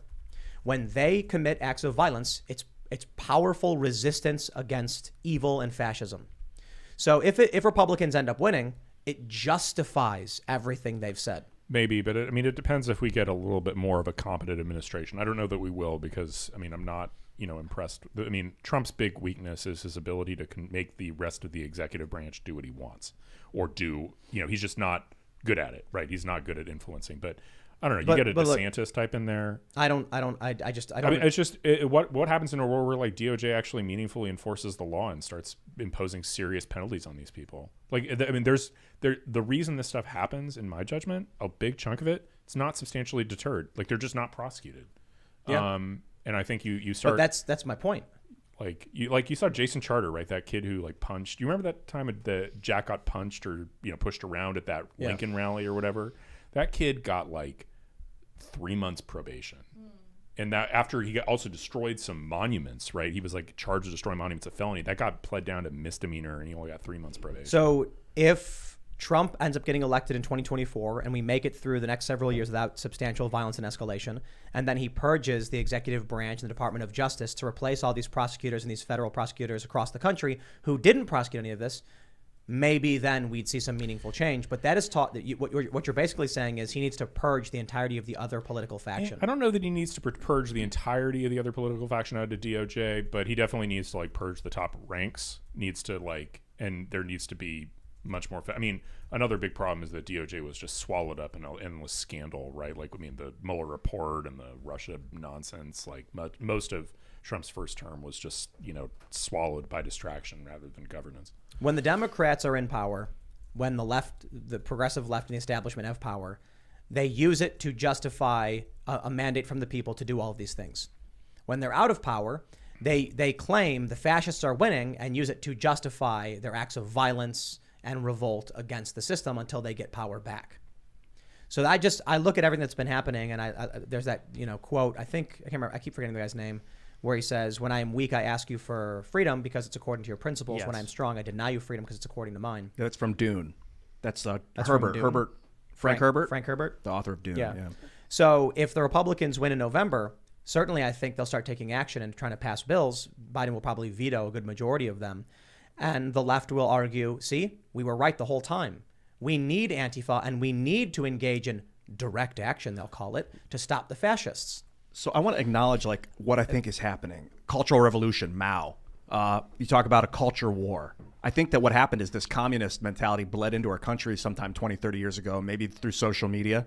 And now a generation of children have been raised with that mindset or a sect of that generation. So that's reality. How do we deal with that peacefully? I mean, serious curriculum changes would be one place to do it, right? Like teaching the horrors of communism, and as like a mandatory thing. And I mean, I think that would have to be done by states, right? It's probably not like a federal initiative to do that, but like that's what I mean.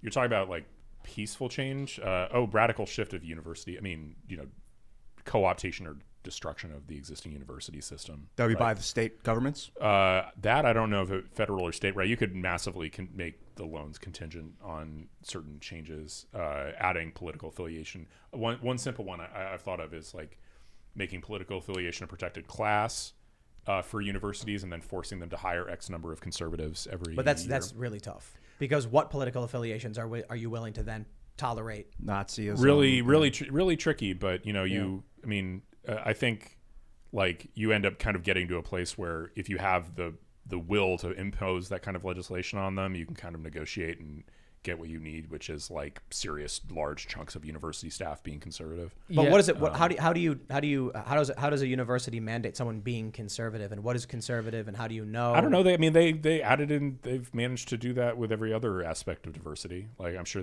we could figure something out. No, I don't think they have actually. Well, I mean, like gender identity, sexual preference. But a lot of that is fairly nebulous, which is resulting in political conflict and crisis. Sure, it might be nebulous, but it's still. I mean, even if it's vague, it doesn't mean that it's like completely ambiguous and unachievable. Like there's a reason the campuses have gotten so much diverse, and like why if you're a white male looking for a professorial position, you're really SOL at a lot of universities. A Nazi shows up to a university and says they're conservative and want a job, and they say, no, you're a Nazi. And he says, no, I'm not. I'm a conservative, and then files a suit. What's a judge going to do? Good question. It's hard to it would be hard to exclude like the edge cases, but I mean, maybe you drop legislation that you figure out a way to do it or not. But I mean, and maybe this is undoable, in which case we just need to cut off all funding to the universities and start our own institutions and essentially force a preference for those new institutions. I think universities need to be purged, but we have a cultural problem. And it's amazing, I was watching Star Trek The Next Generation, and I was like, boomers did this. Yes. And they did a really great job. But why did they screw up everything else? The universities, for instance, man. It's polarization. And I don't mean political, I mean in general. You had people in the 70s who went to the universities with a specific goal, and they created a very narrow band of what they were going to do. Some people went into popular media, and it was all very narrow.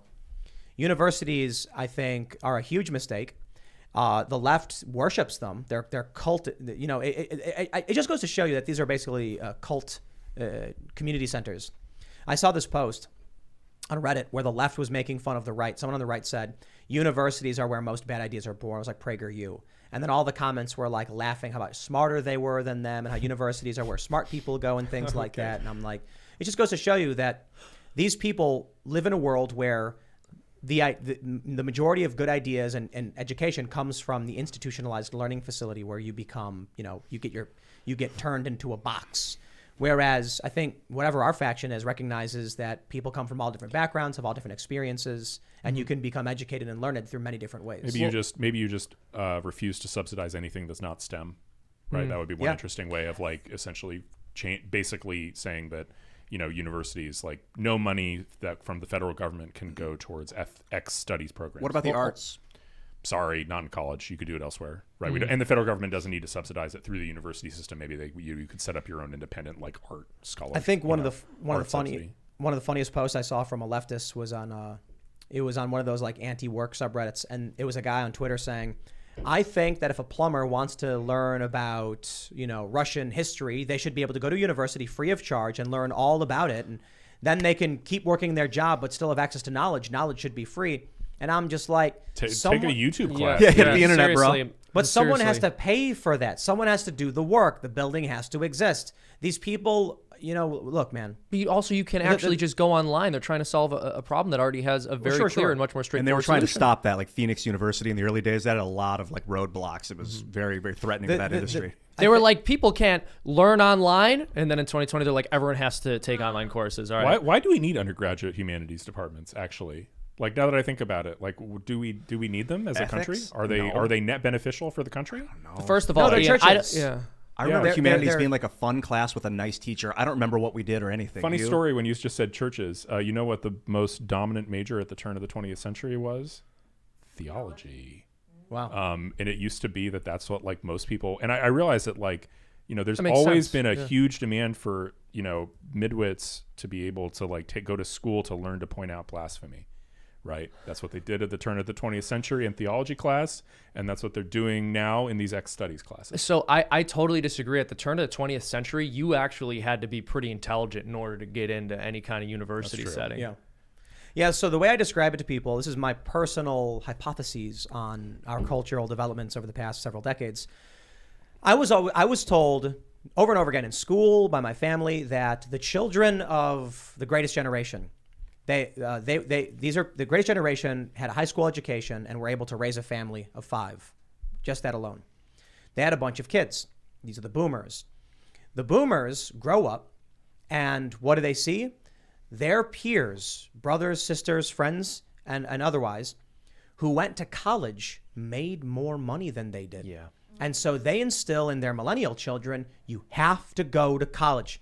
Look, I didn't go, and everybody, my friend went, and he's making 6 figures, and I never made that much, so you need to go to college. And here's what I realized. If the greatest generation was able to raise a family of 5 off just a high school diploma, they did not tell their boomer children to go to college. You didn't need to. You could raise your family on a high school diploma. What this means is those in the boomer generation who went to college did so to pursue a passion. They were driven and they chose, I want to go here and do this thing. So unsurprisingly, people who are passionate and driven to search and explore became good at these tasks, were driven to succeed, and ultimately made more money. Now what we have is boomer parents told their kids, you have to go to college. That's the path towards money. And it never was. Now we have a massively indebted generation of communists who think the solution is the government bailing them out because they never should have gone in the first place. And passion was always the key. So now you have you have this is my favorite stat. College dropout billionaires have on average 3 times more money than PhD billionaires. You have all of these stories of high school dropout millionaires and celebrities and entrepreneurs all the time. I mean, some of the most revered entrepreneurs, Steve Jobs, college dropout. I think Bill Gates was a college dropout as well. These are people who pursued a passion and said, college isn't what I need. Peter Thiel, I think, I don't know if he still does, but he had the uncollege movement, trying to instill Elon this Musk. message in people. Yeah. But now you have millennials all believing it's not passion, it's not drive, it's not inquisitiveness, it's just getting your degree. This is from no wonder there's no from American celeb Also, answers here's- that 1 in 8 billionaires drop out of college. Here's a fun one. I just realized like another thing you could really do to break the power of colleges. You ban federal discrimination on basically academic credentials, right? Essentially, like what that means is you're not allowed to like ask people on their resume, and you're not allowed to put what your race is.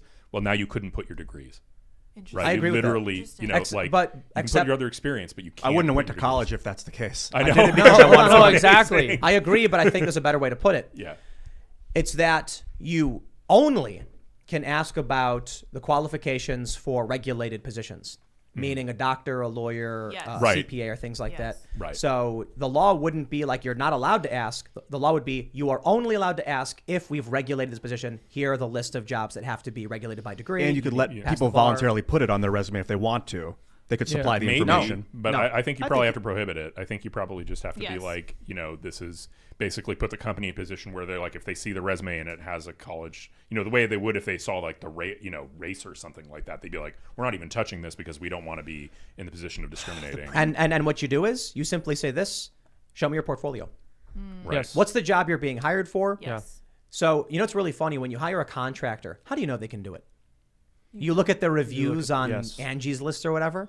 So why am I going to assume some guy's got a degree, they're going to know how to do whatever it is they're talking about? No, it's all the same. It's all guesswork. Well, a lot of people end up working in a field very differently than the one they majored in. And part of the reason for that is the value that employers tend to find in a degree is it shows you that the person was capable of sticking with something for an extended period of time in order to meet their goal. That's true. And I feel like I have to circle back real quick to what Tim was talking about earlier. He was talking about how boomers looked at the people who went to college, or the people previous to boomers looked at the people who went to college and said, they succeeded, therefore you should go.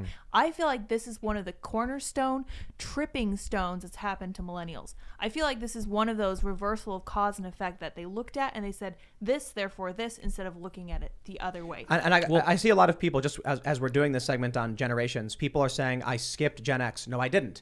Generations hop. So you have the silent generation, and then I think the silent generation had the Gen Xers, right? Yes, Yeah. that's Greatest correct. had boomers had millennials. Yep. Gen Xers had Gen Z. The There's leapfrogs. leapfrogs, yeah. Yeah. So the issue, Gen Xers, I think, were pretty rad for the most part, but they're just politically weak and they have no idea what's going on. They didn't have One the thing- internet. They were raised without it. Another thing I want to mention that I think is hilarious about people who went to college sort of arrogantly declaring that makes them more intelligent than anyone else is in order to do that, you have to just completely uncritically accept the most baseline way of defining intelligence.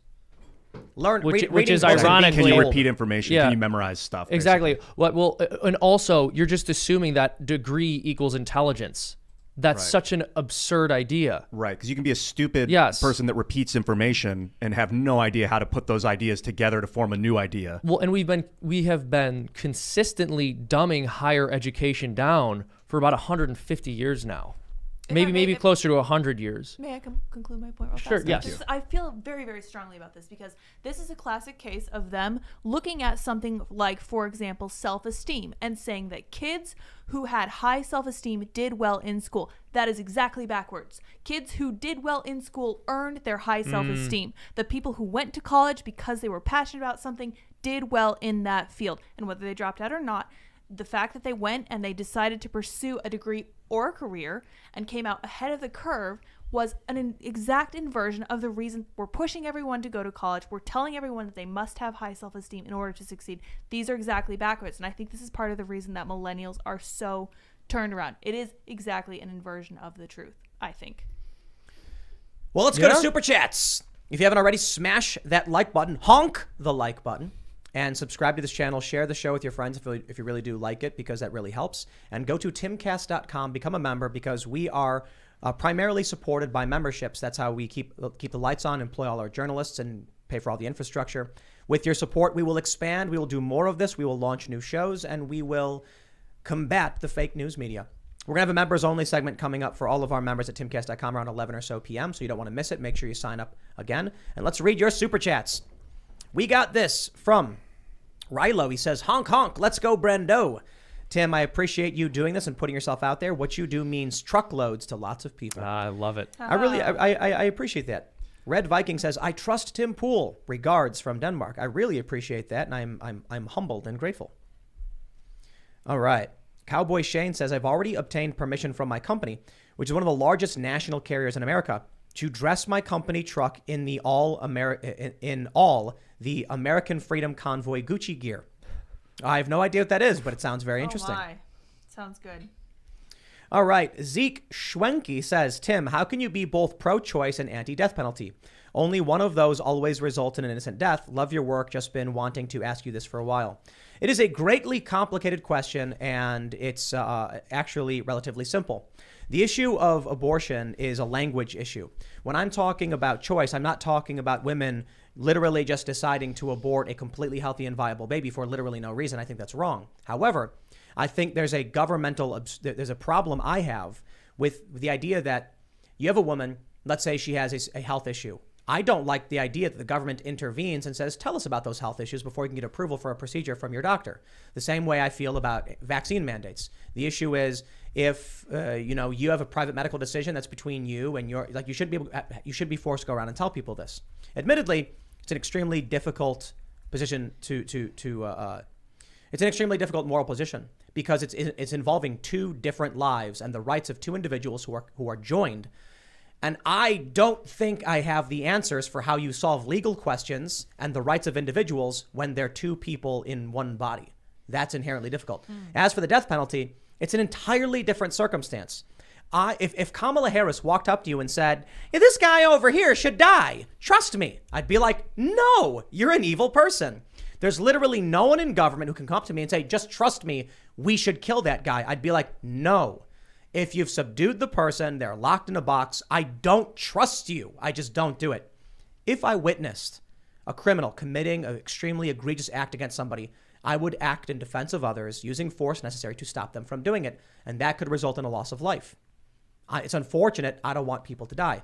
But they're not the same things. And I think they're totally different arguments. I disagree. I mean, I would say the only way in which they're different is that every time someone dies as a result of abortion, we're guaranteed that they were innocent. My question to you, because you're sort of bringing up the complexity here, so I guess my question to you would be, what was wrong with the laws that existed prior to Roe v. Wade when abortion actually was illegal entirely in some states? What law specifically? I know that the country was capable of having abortion laws which entirely prohibited it because that was the case prior to Roe v. Wade in many states. I think you're arguing it's too complicated. A language discussion. You're talking about something different. Right, so we've had this conversation before where your view of abortion is the arbitrary killing of an unborn baby. Yeah, I'm not talking about that. So you believe that should be illegal? I don't know about the problem I have with drawing a line at making. I think it's wrong, and I think people shouldn't do it. But the question about illegality is government intervention to monitor this to make sure it wasn't or was, is the difficult position. So you're saying like an investigation after the fact? Or before, but how would this work? Like a woman, let's say she's got like cysts or something, and the doctor says you're both going to die. We need to act quick. She'll be like, well, let me file my requisition forms to the government, make sure we can get a proper approval on this before we move forward with this procedure. The issue is that I recognize life begins at conception. Anyone who says otherwise is lying for political reasons, and they have no argument. Yeah. Vosh was asked about this on the show, and he said he was asked by Charlie Kirk, when does life begin? He goes, I don't know, birth. Yeah. Or what did he say? Like 6 months or something? Yeah, I'm just like, dude, wild, come on, man. wild. There's no argument there. Yeah. But there is a challenging discussion around. I'm not. The left uses pro-choice often. It used to mean safe, legal, and rare, and it used to reference specifically the health of the mother and whether or not women have the right to go to a doctor and make the decision amongst themselves without government intervention. Pro-choice today means pro-abortion. So I'm actually opposed to abortion. I think it's wrong.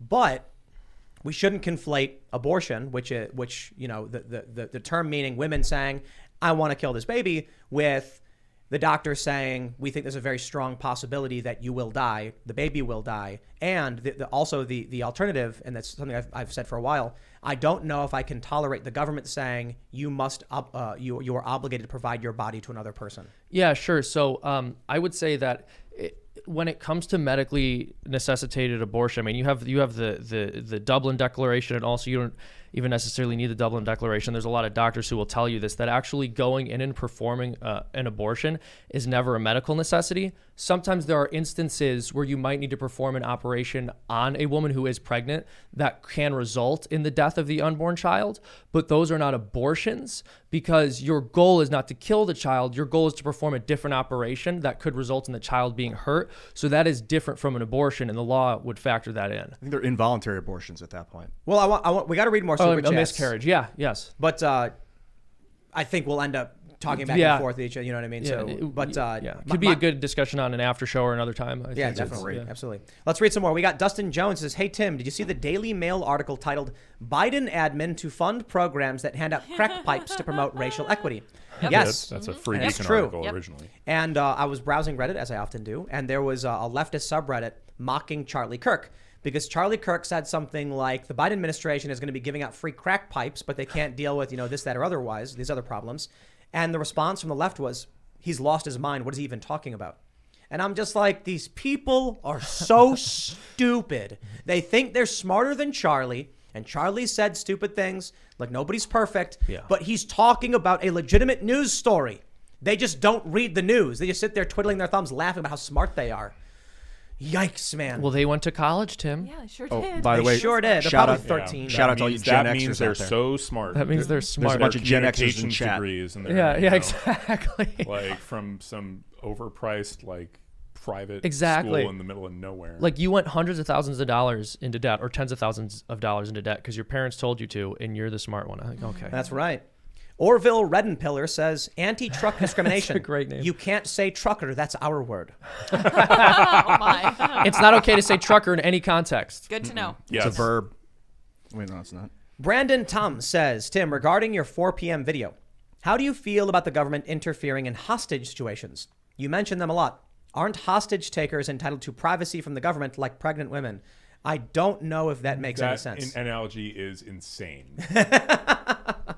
Like, that's just no. There's obviously the question is, you know, the prior question is there like a criminal wrong being committed, right?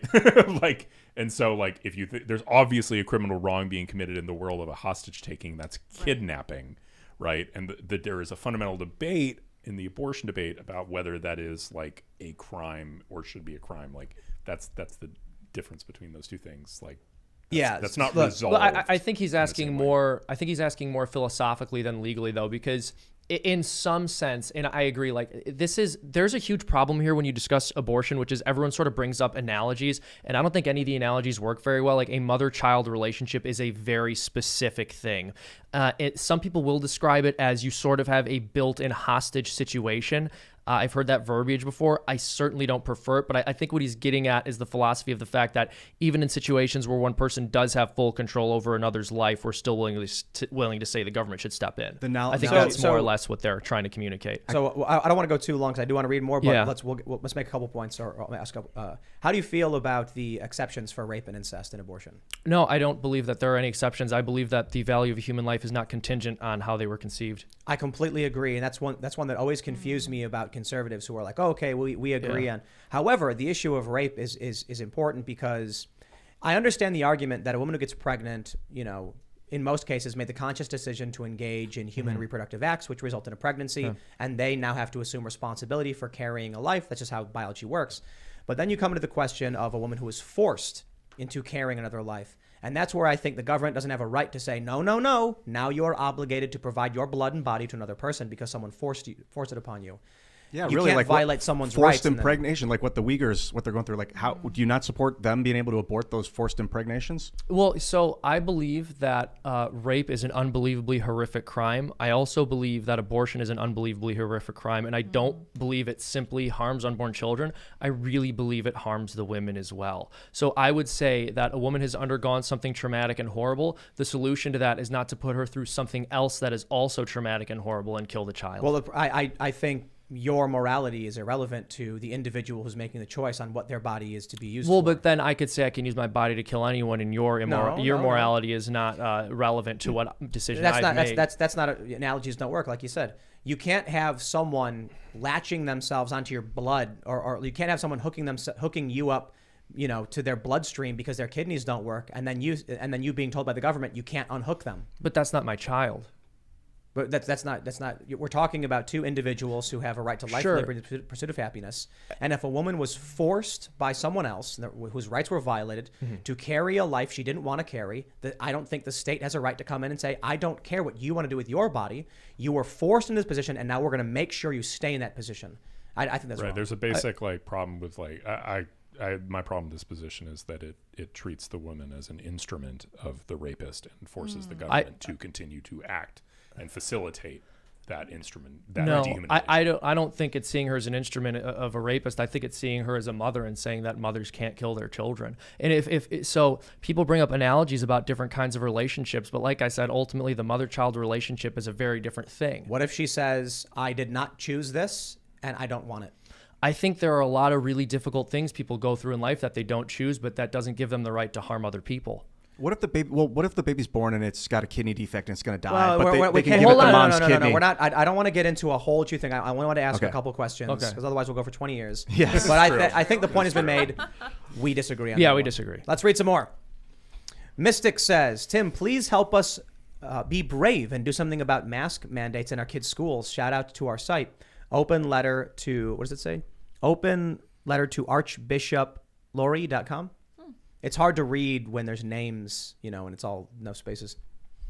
Logan Culver says, Ian is right, and the MFN Fed. Jeez. Wait, What do you have to I say guess to I that, didn't- Will? I guess I didn't win that. It's not so simple as I tried so hard. And You the- failed to convince And the Will. Fed's a fun catchphrase that Ron Paul What's his made name? popular, but I'm sorry I didn't convince you. we need Logan. to we need to create something new if we're going to undo the old thing. Don't just tear it down. You need to create something new that's better, and then we can transition. And please By the think, way- think hard about the gold standard, guys. It really has been tried and found wanting. I think Logan Culver's a this is cool definitely name, a by good the point way. I've talked about a lot. You know, Ron Paul talking about the gold standard, and I often said, like, it's an archaic system. It doesn't mean it's perfect. Let's Can read I some just more. say I that don't wanna Logan, go back to the Logan gold Culver system. is a cool name. It'd be remiss not to There you point go. that out. Culver's has name. good burgers. Christopher Chapman says, Will of the People changed my life, made me cry.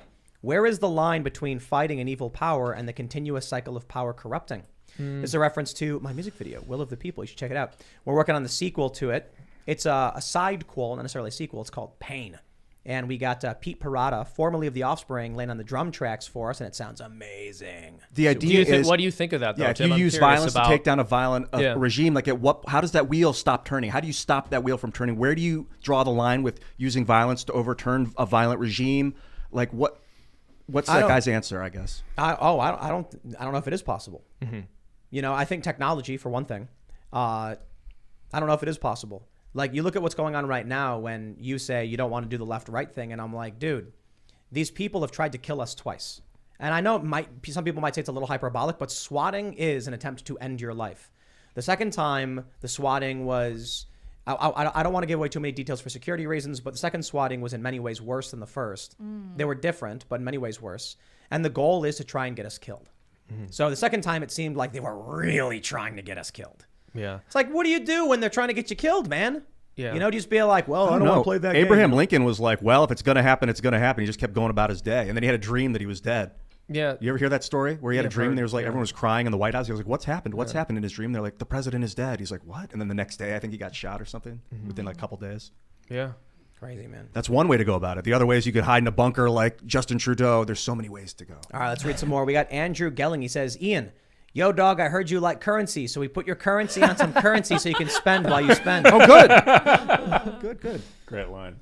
That is how Mason says, in the Dark Ages to the late Middle Ages, cities and counties would mint their own coins and freely trade with those coins, which were based on the purity of the silver and gold used to make the coin. But that's still a single currency used internationally, if gold and silver is the standard, which is, I think, the point you were making, right? Like the euro is a single currency, like gold and silver would be. Yeah, people would start doping their currency back then and like silver plating their copper and then using that. Yeah, people would shave the edges off of the coins to collect right. a little bit more. That's why you have ridges at the ends of coins now, so you know that someone didn't Really? just shave into it. Yeah. Yeah. Yeah. Oh, wow. Yeah. That's, So if you could just shave a little bit off of the outside of every single coin, That's right. Yeah. it's made of precious metal. Eventually, you're gonna have a lot of money. Now we have pieces of paper. I think there's some cloth. Well, now they're mostly Cotton. plastic. Fabric, right? Oh, is it? Yeah, I think it's cotton. Well, a Maybe lot that's of different now. Like in Canada, it's all plastic money. And, Honestly, a lot of it's just digital now. yeah, like overwhelming, like 99% of it is digital. All right. GBP says, a lot of the truckers are from Alberta. Kenny is conservative, but I think he's trying to deflate the convoy and get them home. Well, yes, comply with their demands and they'll go home. It's that simple. It's like, we're going to get rid of the mandate. It's like, all right, we're out. You know? yeah. There you go. That's the benefit of having a discreet ask. What if they get Right. rid of the mandate, they leave, and then they do the mandate again? You know what I They wonder? come back. They just come back, but then they'll be guess. ready for it. You know what I wonder about these political leaders? Did they forget that they live in a society where they have to do things for other people? Because this is what we were constantly told about the vaccine. Did they forget that they have to consider other people's interests sometimes? Unbelievable. Just comply, you guys. All right. NoobTube says, heavy duty tow truck driver here. Tim, you are right about the logistics. Everything is towable with some work, but to tow an unwilling semi, it would take 60 to 90 minutes once you are hooked just to make it move. So expensive. Wow. Yeah. so Every bit of expensive. this is so perfect. I love it. They have no power. I love seeing truckers just like sitting there, just like regular working dudes being like, you have no power here. Like, look at me. I am the captain. It's Yeah. literally Right. it's Exactly. it's literally like So many Bugs memes. Bunny messing with the villain. They're just kind of there doing their thing, and these people are losing their minds. That's amazing, dude. Regil says, Ian is right about Optimus Prime being in Canada right now. His motto is, freedom is the right of all sentient beings. Autobot. Love it. Indeed. Poofy says, Optimus Prime, hashtag blood feud. Let's go. Optimus, dude. He's a good dude, Hashtag man. Optimus, yeah. Orson He's a good Welles, dude. didn't he do that? He did his voice for the movie, for the original Transformers movie. Who did? Orson Welles did Optimus. What? Really? Yeah. What? I'll double check it, but I'm almost When? In the 100% 80s? Yeah, the Blown. 80s. Huh. Smedley Butler III says Ian's right. A select group of banking families secretly meeting with a select group of senators on Jekyll Island to own and be the printing machine for the world is the exact definition of fascism. It's not the incredible. exact, but it's pretty close. Looks like in the first Transformers movie, we had Orson Welles, Robert Stack, Leonard Nimoy. What a star cast. That is pretty Cubicle star-studded. says, this has to be the worst Magic the Gathering channel I've ever seen. You haven't mentioned Kamigawa dropping this weekend. Will you and Ian be attending pre-release? Are they going to have quad lands? Are they doing I quad don't lands? know. I'm just making fun of the game. The power creep's insane. Yeah, but there's already Lands that tap for anything? Sept lands? Yeah. Yeah. Mana Confluence. I don't know, whatever. We should play Magic. Yeah, you know Will plays. Oh, I used to. what colors? What's your I mean, I don't know colors. like? What are your main combos? I mean, It was I blue. haven't You- played in 20 years, right? So He was when playing Urza's block. Yeah, Urza like Saga? so. I guess what did I play? I played like Drago with disc and like endless Minerals counter spells. Yeah, the Oh, minerals blue. disc. Yeah, yeah, dude. mono blue counter deck. Because I at that point I was in like 4th grade and like I could only afford like cheap stacks. Did you get boomerangs in there? I think there were boomerangs. Pretty unstoppable. at that point. And then like maybe there was some I forget what is the black green deck that was really popular back then. I don't know, man. It was Black green. like a weird. I don't know if it wasn't a necro deck. It was Oh, something Urza's? it was I like don't an know if there was Ursasag. mixed color decks during Urza's. It was all Psychotalk. single It had like colors. Psychotalk.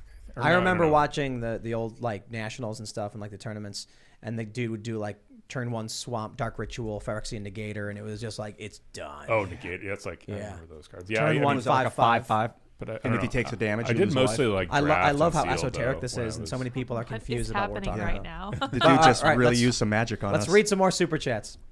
We got Seth. He says, "No, Tim. The Union soldiers were already in Fort Sumter. The Confederate soldiers surrounded the fort, and someone from the Confederate side fired. I did not say otherwise. My point was, the materials, the fort, and that was there was controlled by the Union that said, you can't have that. It's ours. And the South said, get out and go home, which would effectively be giving up a powerful and expensive military resource. And the Union soldiers said, no. That the same thing would happen. If there was a peaceful divorce in this country, you will have, whichever side controls D.C., you'll have federal forces and a military base in, say, Florida. And then Florida will be like, time to go, guys. And they're going to be like, these nukes belong to us and we're not leaving them. And they're going to be like, yes, you are. And there's no other way it could go down. And what about like Area 51 and all the underground tunnels and stuff that probably cross state lines for all I know? Yeah. And what about the underground cities full of reptilian people? Yeah, exactly. Yeah, and Where are deeper. they going to go? Who gets my those in the question. custody Yeah. battle? And underneath I mean, that, yeah. I think Yeah, they exactly. choose. They choose. Yeah, Sentient they choose. beings. Yeah. Well, they're It's going kind of they're a gonna, cruel thing to do, but They're going to say that 50 miles below the surface is not controlled by the state. Oh, they just like the secede. sky. Yeah. Well, the sky is FAA. How far up? Only How 10 fa- miles? how far down does, 18 does miles? our jurisdiction go here? That's a good question. 8 miles? Yeah. Right, Ian, you just made the, that the up. Yeah. lizard people are going to be like, you don't have mineral rights. So Sorry. Yeah, that's fair. Turn your surface butt rights around. only. So I've looked at a lot of land and all the mineral rights are gone. And for obvious reasons, companies will buy up mineral rights, but not the property, so that if they ever want to scan for it or look for something, they own it. If you ever strike or find something, they own it. So it's really annoying when you're trying to buy land. You got to make sure you're buying the mineral rights as well. Otherwise, a company can come onto your land and start drilling and digging because they have rights underneath. But the secret is, the real reason mineral rights have been bought up is because the lizard people want to make sure nobody digs It's into true. their turf. Yeah. You Yeah. know what I'm saying? Makes That's true. sense now. Yeah, that proves it. Yeah, the Got lizard it. Yeah. people. Yeah, checks out. Yeah. It's proof. It's proof. It is actually- proof. It is proof. Low standard of proof there. Yep. I the don't know only about way- that, Tim. I think sounds he's good, yeah. got a point. Nicholas Graves says, I work for a towing company in Michigan and I tow semi in Metro Detroit. I will refuse to tow any protesters. Show me your honkers. That's the other thing too. It's amazing that it's amazing how many of the truckers are just like, we rely on this industry. We're friends with these guys. We're not going to interfere with what they're doing. That'd be That's the immune Weird, system method. Like if your veins are doing you can't rip your veins out of your body. It's a very, very effective protest, right? Like in terms of the ability to sort of force the other side to really negotiate with you. Normally, you just don't have to do that because the protests aren't that powerful. Exactly. Christopher Fisher says, Ian, is the Taliban evil? Well, Taliban's a group, so an individual can do evil things, but that doesn't mean they're always evil forever. Can I ask? I know maybe that's an answer. Redemption. Well, but here's a question though: if the group exists specifically to band people together to do something evil, then is the group itself evil, I think. It's tough because if I put a Taliban sticker on my chest, it doesn't just Not turn even me evil. necessarily the Taliban. Like we're just talking about. I'm curious about your view of groups and I evil don't think in general. groupness makes people evil. If I slapped like a some insignia red, it doesn't turn me evil. It doesn't. Also, I could take it off my chest and I'm still Ian. Well, I would agree it doesn't turn you evil, but don't you think that kind of signifier displays what's going on inside, which could indicate whether you are leaning towards good actions or evil I ones? think maybe it's correlative, but not causative. Well, yeah, I mean, I don't. So, like, if someone else comes and slaps a swastika on you, that doesn't make you a Nazi. The patch doesn't cause it, but I think it causes people to know where your loyalties lie when you wear it voluntarily. Maybe not know. It causes them to consider where they lie, but they definitely don't know just because of the way I look or the group I'm affiliated with. All right. No Legs, No Problem TV says Gen X are the kids of boomers, 1965 to 1979. Millennials are 80 and on. I'm a millennial. I'm near, I wouldn't say late millennial, but closer to the end of millennial. And my parents are boomers. Yeah. Same for me. Same. I'm Yeah. X. I'm the last year of X, and my Yeah, parents are yeah. boomers. Ah, yeah. Overlap. So it's a gradient across the board. It's not like there's just one generation, then one generation, but it typically leapfrogs. Like Yeah. the bulk is a leapfrog. Like Like- my kids would be not millennial. I'd be Gen X with like Alpha Gen kids or something. Yeah, your kids would be Gen Alpha. I'm going to call it Yeah. Alpha Yes. Gen. Is that Yeah. what's- Well, it's called Generation Alpha. I'm switching it. He's changing All it. right. Yeah, that's Ian's Alpha Gen. prerogative. All right, let's grab some more of these super chats real quick. Let's see. Crafty Veteran says, "Hey Tim, have you seen Showtime's new documentary series trailer? Everything's going to be all white, because seeing it caused quite the controversy today." No, I don't know what that's about. Do you guys know what that's Super about? racist thing. It's just Yeah. like white people are, bad, and Terrible. they're doing all sorts of bad things. And here's a bunch of people of color talking about how systemic racism. It's like, how boring. So Who makes that and dull. thinks they're Look- doing anything interesting? So tedious. If Ian, let me ask you a question. Are white if- people evil as a group? Would you at least Okay, say okay, that? There are no white Would you at people. least say that white people are We got evil? about No Ian? one's white and no I'm one's sorry. black. It's not We've white got people about that are 1 minute. evil. It's Ian. whiteness that's evil. Let me ask you a question. If a group of people were demanding the right for the government to discriminate on the basis of race, would you oppose that? Yeah. What if they won and started discriminating on the basis of race? Would you be upset with that? Yeah. What would you be willing to do to stop them from violating the rights of people based on their race? Usually what I do is I make TV shows and yell and convince people to change their minds. I suppose the more difficult question is, Ian, if you saw a guy had taken any racial minority, literally chained them up in their backyard and was forcing them at a whip crack to do hard labor, what would you try and stop that person? Yeah, I'd call 911. What if you're in the middle of nowhere and there's no cell service? Post-apocalypse, Ian. Yeah, Can't call the post-apocalypse. cops. Yeah, I don't think I would attack the situation. It's too dangerous. You'd let the. I'd know that it was there and I would report it somehow. Let's say you're armed. I don't think I would attack the situation. It's not safe. That's not a safe situation to attack. What if the guy's just a total wimp, no guns? He has nothing. He has No, nothing. By the He's way, just I'm he's- useless. Yeah, you could totally take this guy. No. Let's say you're armed with a gun and you see a man who's enslaved another man. Would you save the person who's been enslaved? I wouldn't would take you- it. I wouldn't attack the slaver. Not today. Not me in 2022. That's the craziest thing to me. Would you guys? Would I attack? Yeah, I physically? like to Would- hope. I so like to think if there so. was, if it's you're there's no cell service anywhere, and you come across a guy who's enslaved another man. Let's say it's a racial minority. You're armed. Would you attempt to free the man who's been enslaved, and use force if necessary? By the way, he's not asking for I- legal advice. He's asking for philosophical I'm just, advice. yeah, I think, I mean, moral and ethical questions. I mean, I don't know. I mean, It's kind of crazy to me. I think the answer is very, very simple. Yes, 100%. I would yell to the guy, back the F off, get away now. Where's the key to the chains? But what if he pulls out a weapon? If someone enslaved another person and literally He's probably got a kidnapped weapon on him. and had a weapon on him, I would act in defense of others and use the force necessary to stop that situation. Does he even care that he's a slave? I mean, Ian, is what? he being attacked? what? Yes, I'd imagine. We're slaves Yeah. to the I don't system care. that we I live don't- in. I- you know? Yo. I don't want someone to and break if me would out of you it. want someone with a gun to come save you, Ian? Do that for no, others. thank you. They've tried. No thanks. I don't need There are government some to save me things right now. that I think are God, Like- that big government intervening in slavery Right, don't relations. be intervening in slavery. Let me simplify it, Ian, Lord. for you. If you saw a big, fat, 50-year-old bald guy with a 7-year-old little girl with a chain around her neck and he was dragging her, and you were armed, would you use the force necessary to save that little girl? If he was dragging her across the ground and hurting her, that's a different story. What's the difference? Are you Well, kidding me, if I dude? just see a slave, like a guy chained up sitting there, that's different than seeing a kid get dragged across the ground. Let's say it's a field. You're coming across a field. You got no cell service. You're armed, and you see a big, fat, nasty-looking, slobbering guy with a 10-year-old girl in chains, crying and screaming. Her wrists are red, and he's laughing at her, and he's like, "I own you." I would take control of the situation with the weapon, and if he had a weapon, I'd fire. If he aimed his weapon all right, at me, there I'd we go. fire. So when it comes to racial minorities, you wouldn't intervene, but when it comes to children, you would. Well, if any human, I don't care what race they are, if they're a child and they're being dragged across the ground by someone, I will intervene. But like general slavery, you're fine with. Like if they were, It's not my position to Hold go on. destroy someone's slave environment. I would love to. I can't. Like, what do you want me to do? I'm not advocating the America John attack China. Brown. I'm not. John Brown. I know John Brown was intense. I have he him on my lost. Twitter page. Well, look. But I'm not advocating invading China to free the Uyghurs. I think I would love to free the Uyghurs. Yeah, well, here's the thing. I think you're extrapolating what your answer might be to other more complicated situations. Tim's just asking, in this specific situation, what Well, would you do? I Not think- necessarily how that applies to China, Right, but or I any think other foreign I think power. Ian's issue is that he doesn't want to answer these moral questions, so do. instead deflects. But it's also 10:03. But I want to. Let's go.